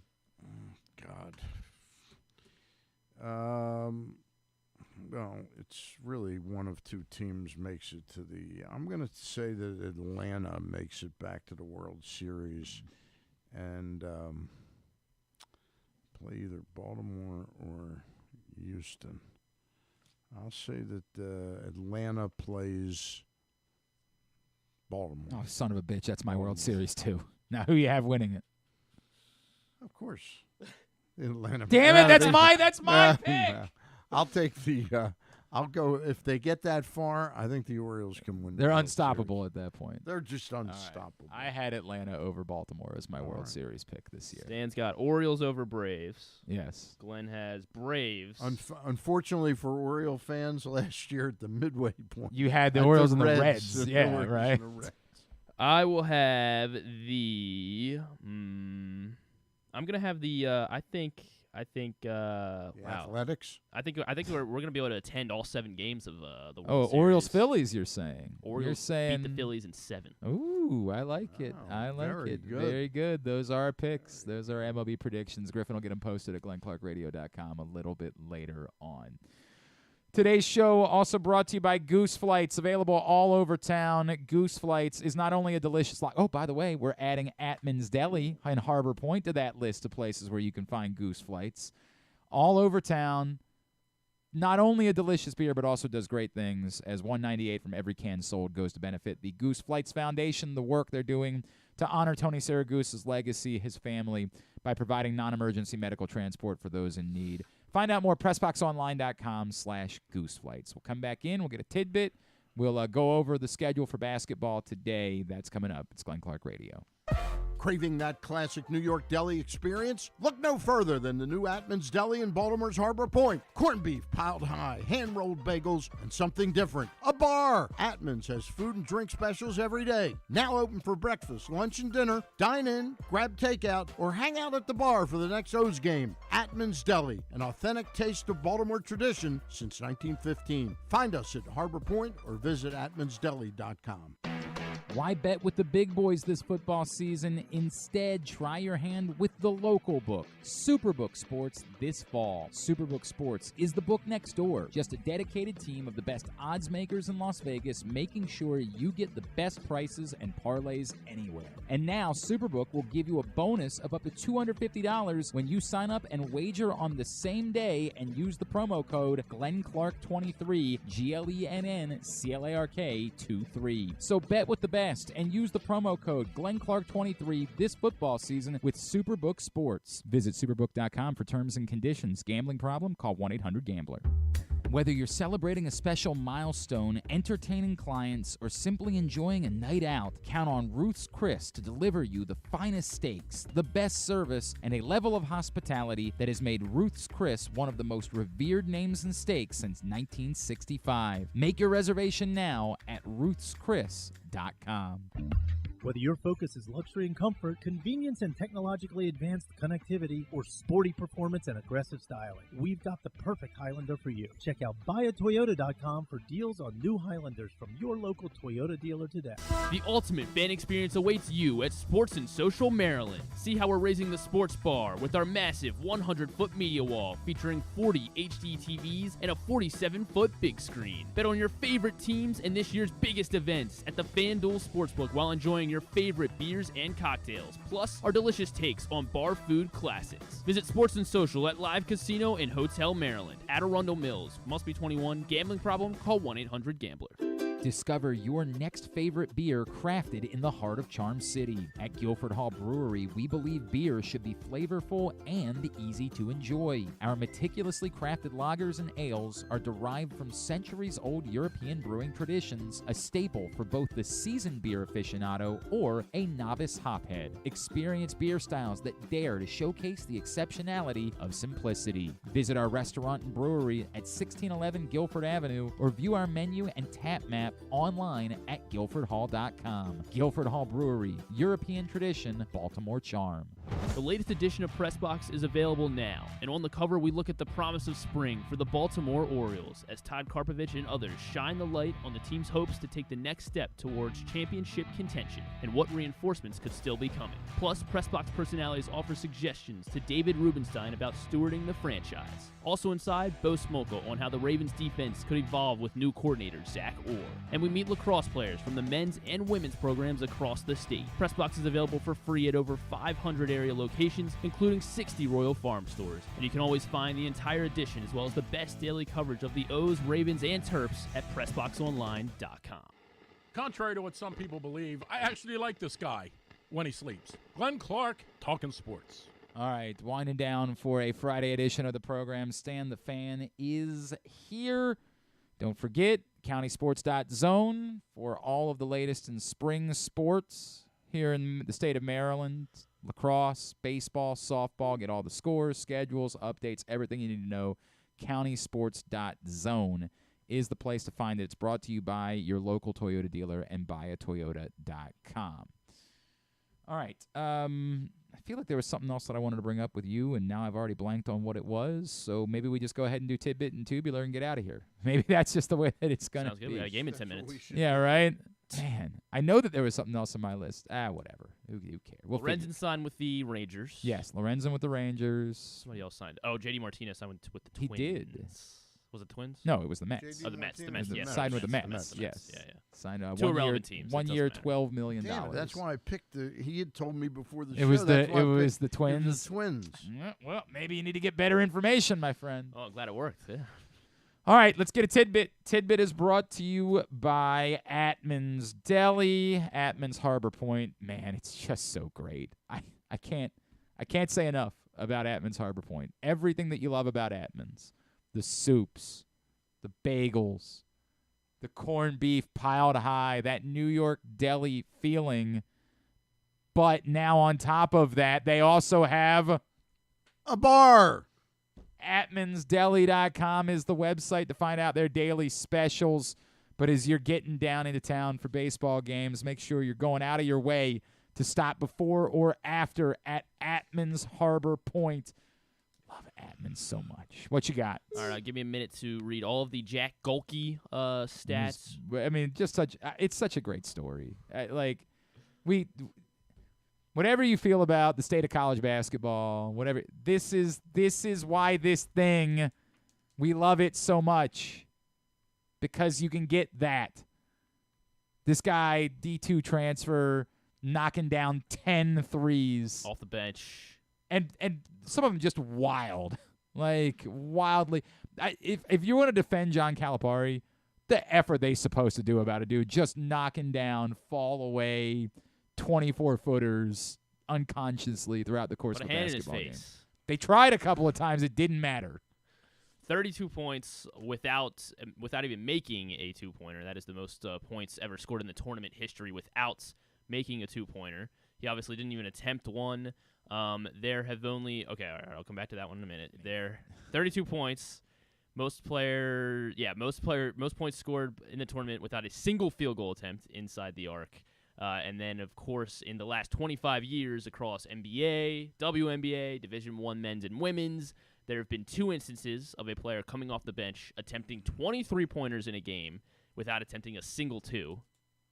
I mean, you really think that there's... Both have been Jack Golke. Oh, really? Okay, that's February 8th great. last month against Northern Kentucky. That's great. And then, of course, he doesn't. I guess against those Kentucky schools, he just. And this guy now gets to live like he lives forever now. Right. Like, because of what happened last night, he will be forever able to sign autographs, have meals paid for him, go out and do events, sell cars. Like, he's like the mayor of Easton. Kind of. We learned. So it's not.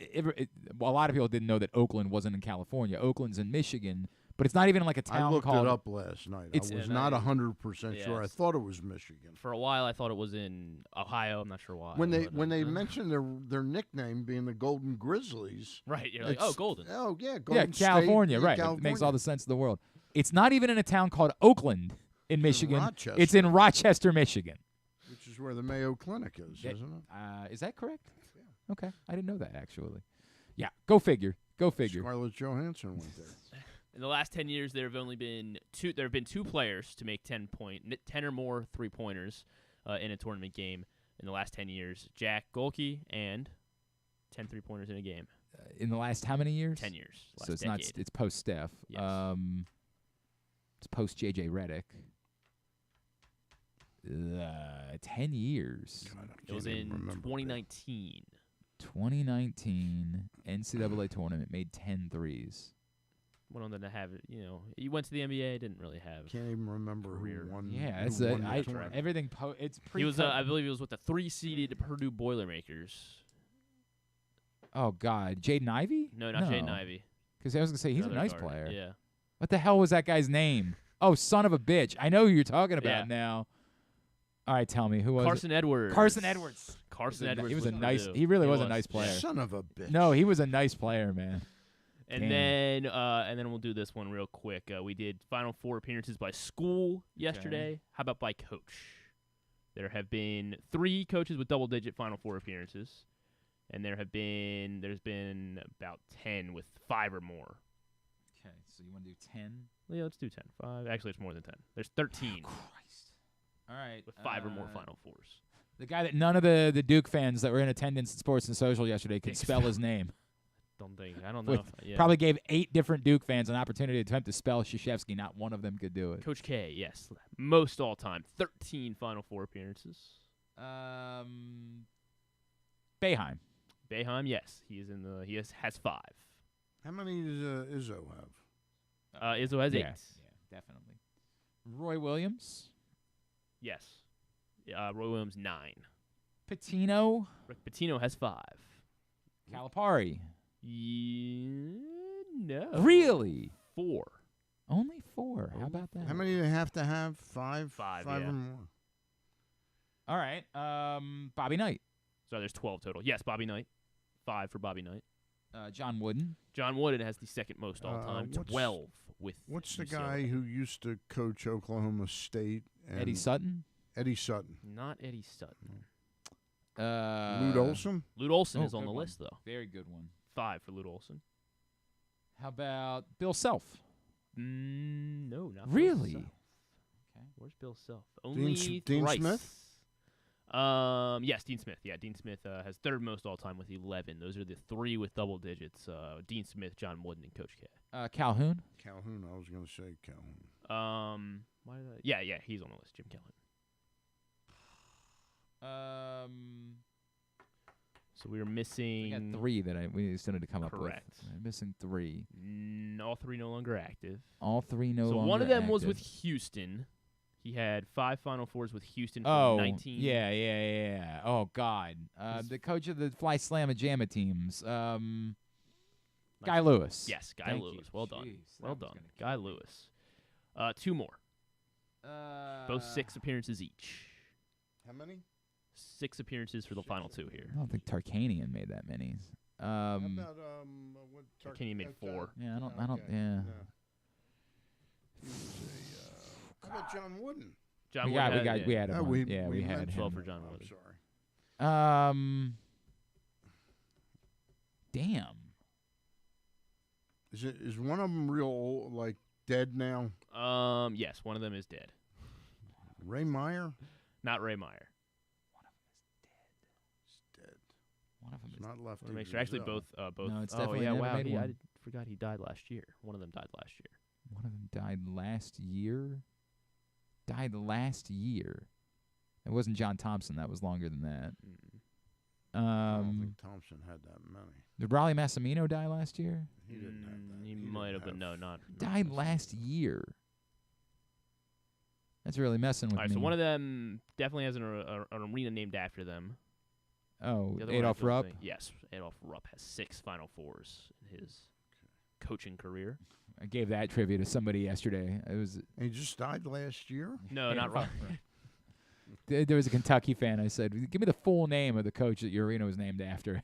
And in his mind, he was like, if I'm wrong about this, it's gonna sound awful that I chose Adolf as the name that I went with. He was struggling with it. He was 1972 to 1986. All 6 of his appearances came. He was the coach of the Louisville Cardinals. Oh, Denny Crum. Denny Crum. Damn it. Denny Crum. Easiest one of all. Very good. Very good. I did see. I meant to give this one to you. SGA Shea Gil. Is it Shea or Shy? Shy, right? Shai Gilgeous Alexander. SGA became the 5th player in the last 35 seasons to have 50 or more 30-point games in a season. Wow. What? He is the 5th. 5th. So 4 others that have had 50 or more 30-point games in one season. In the last, you said the last all time. Yes. No, sorry, last 35 seasons. Okay, last 35. Kevin Durant. No.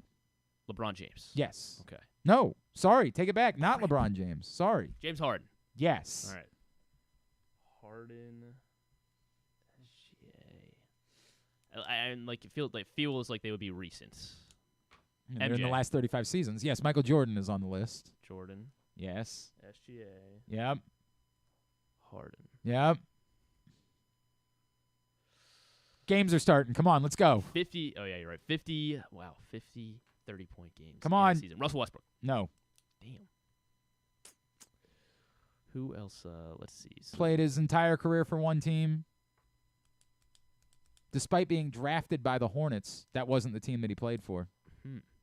Kobe Bryant. Thank you. Kobe Bryant, of thank you, course, Stan. is Thank the you, answer Stan. there. Kobe Bryant And who'd they get for Vlade Divac? I believe that is correct. I believe What it a was. trade. Yeah. like, did Shaq never? No, Shaq it never wasn't had Shaq. that, Very prolific scorer. Played in Orlando. Played in Toronto. Played in Houston. Right? Do I have those? Do I have all 3 right? Hall of Famer. Yeah, that's the prominent part of his career.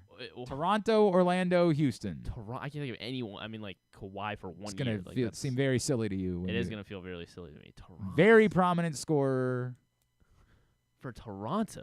Toronto for the first 3 seasons of his career, then Orlando, then Houston, and that gets you. Then after that, it was appearances in New York, Detroit, Atlanta. Apparently, had a cameo Like in Bibby. San Antonio. Tracy McGrady. There it is. Jeez, that was rough. What an Yeah, idiot. What an idiot What an he idiot. is. What an idiot. Stan had that. He just wanted to see if you could get it. Thanks, Stan. Come. Tubular is brought to you by Superbook. Superbook.com. Download the Superbook app. Use the code GlennClark23 when you sign up. You'll receive up to $250 or Stan Charles 23. And you'll receive up to $250 in a same-day first bet match, win or lose from Superbook. There is so much. Today's games underway right now on CBS. Northwestern Florida Atlantic. Then Stetson UConn at 2:45. Vermont Duke at 7:10. Madison Wisconsin at 9:40. Next up, True TV, Colgate Baylor at 12:40. New Mexico Clemson 3:10. Charleston Alabama 7:35. Grand Canyon St. Mary's at 10:05. St. Mary's is my surprise Final Four run. That's my if I'm going to win our bracket contest, it's going to come because St. Mary's makes a run to the Final Four. They could. I'd be very surprised. TNT, UAB San Diego State 1:45. Yale Auburn 4:15. Texas A&M Nebraska 6:50. Longwood Houston at 9:20. TBS, Western Kentucky Marquette at 2, Colorado, Florida at 4:30, Grambling, Purdue at 7:25, TC, Utah State at 9:55.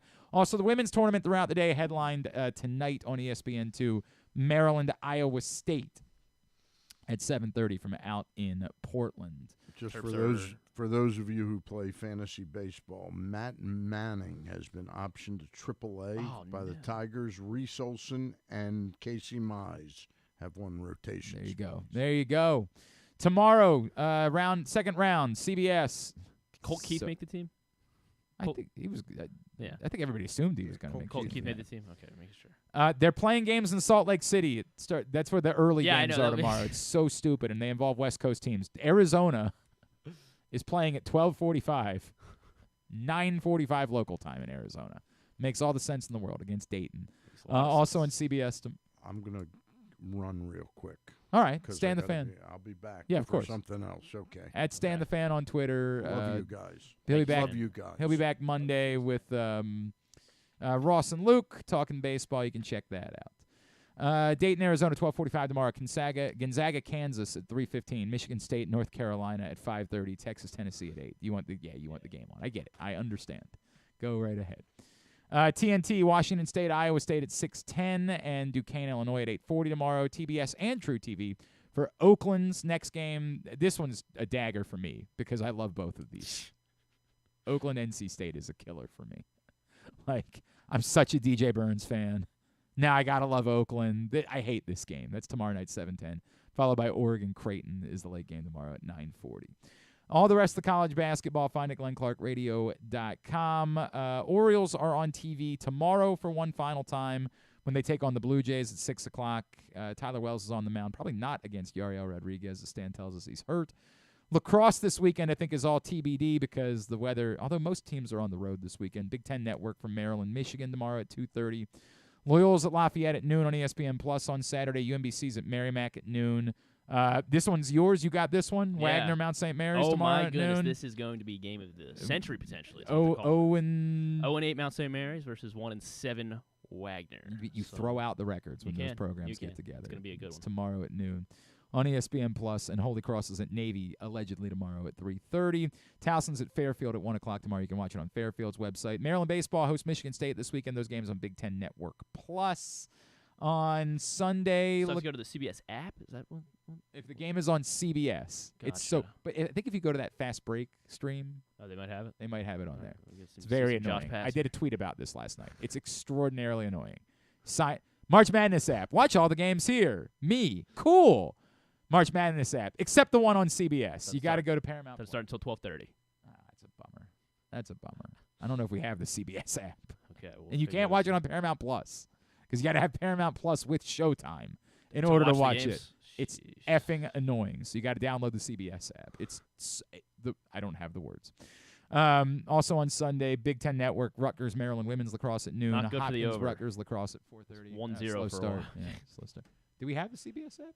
Apparently. Okay. I mean, I guess. Well, how about that? Duke and Denver are playing lacrosse at Archbishop Spalding. Wow. On Sunday. You can watch it on Flow Sports at 2. Or you can go to the game if you would like. That would be the other option. Duke and Denver at 2 o'clock on Sunday. The CONCACAF Nations League final. Yes. I didn't get to watch much of it last night. When I turned it on in the 78th minute, the U.S. was trailing Jamaica 1-0. I said, what the F is going on? The U.S. scored the tying goal. There were 5 minutes of stoppage time. They scored it in the 6th minute of stoppage time. They good at they force, and it was actually an own goal off a corner. I mean, like they did put it into danger, and they got the goal. And then Haji Wright took over from there, scored a couple in extra time. I should have kept it in the because for Coventry City he scored a 100th minute winner to advance them in the FA Cup. Well, he scored the winner last night too, but it was terrifying. 3-1, the USA wins. They face Mexico in the CONCACAF Nations League final Sunday night, 9:15 on Paramount Plus. Non-sports? Not really. Again, Roadhouse is going to be the highlight, I guess, of the weekend. That was yesterday. Shirley is a Netflix movie. This is Regina King plays the first ever Black Congresswoman, Shirley Chisholm, when she launched a campaign to try and become the first president, or become, I guess, the first female and first Black president of the United States. Okay. Lance Reddick is in it as well. Oh, so. I do. Oh, yeah. No, I'm sad. Damn it. It's on Netflix. Is this his last? Oh man, it's good. I would think it's gotta be. Curb as well on Sunday night. See, I wasn't gonna watch it until you just. Until. If this is his last one, I have no choice. Do you remember Freaknik? I do. They're doing a documentary on Hulu. I actually will watch that. There's one more after. Something called Ballerina is another movie that he apparently was in. So we'll be on the lookout. That'll be the last one. Damn. Sorry to end it like that. Man, that really makes me sad. But it gives you a lot of time to watch basketball because there's not a whole lot else. Not a lot going on. All right. Thanks today to Arthur Maulet. Thanks also to Josh Pastner and to Jesse Rogers. We'll get it all up in the greatest hits section of the Oh my God, it's so good. tab at GlennClarkRadio.com. And Stan the Fan, of course, as well. And our baseball predictions, we'll get those up in the greatest hits. All right. The Bat Around will not be on tomorrow. The Bat Around will be on Sunday at 10 a.m. I don't remember what the story is. It's just a 1-week thing. Sunday for the bat-around at 10 a.m., not tomorrow. They're going to get rained out, I guess, yeah. That's probably what it was. Probably the case. So if you're looking for it tomorrow, come back on Sunday for the bat-around with Paul and Ryan. And I feel like there's something else that I wanted to say, and it's already escaped me. So let's just go. All right, Thanks to everybody at PressBox, all of our great sponsors. Oh, no Glenn and Rita on Sunday either because the games are on 105.7 The Fan. So nothing until Monday. And my game got rained out tomorrow. So at the moment, I'm scheduled to have the weekend off. Whoa. If you're going to see Frankie You're Valley. March Madness weekend off. It works out, although you know how this goes. My kids are going to have other opinions. If you're going to see Frankie Valley in the Four Seasons Sunday night, I'll be there with my parents. So I'll do a live appearance there, I guess. All right, thanks everybody at PressBox, all of our great sponsors and partners: Bruce Chris, Live Casino and Hotel, Atman's Deli, AJ Michaels, Guilford Hall Brewery, Royal Farms, Costa Sin, Superbook Sports, Glory Days Grill, your local Toyota dealer, buyatoyota.com. Thanks to Griffin at Griffin_Bass. Follow us Twitter, Instagram, and TikTok at Glenn Clark Radio. Have a great weekend. Go all the local lacrosse teams. Go Maryland women. GCR players are 2-0. Oh, right. We had Kwame and we had Nick Timberlake. That's a good point. Although he said he got fouled after. He was like, yeah, I got fouled. Come on, Nick. Love you. Refs called what they called. Yeah, right. That's what you got to say. Come on. Have a great weekend. Go all them. Duke sucks.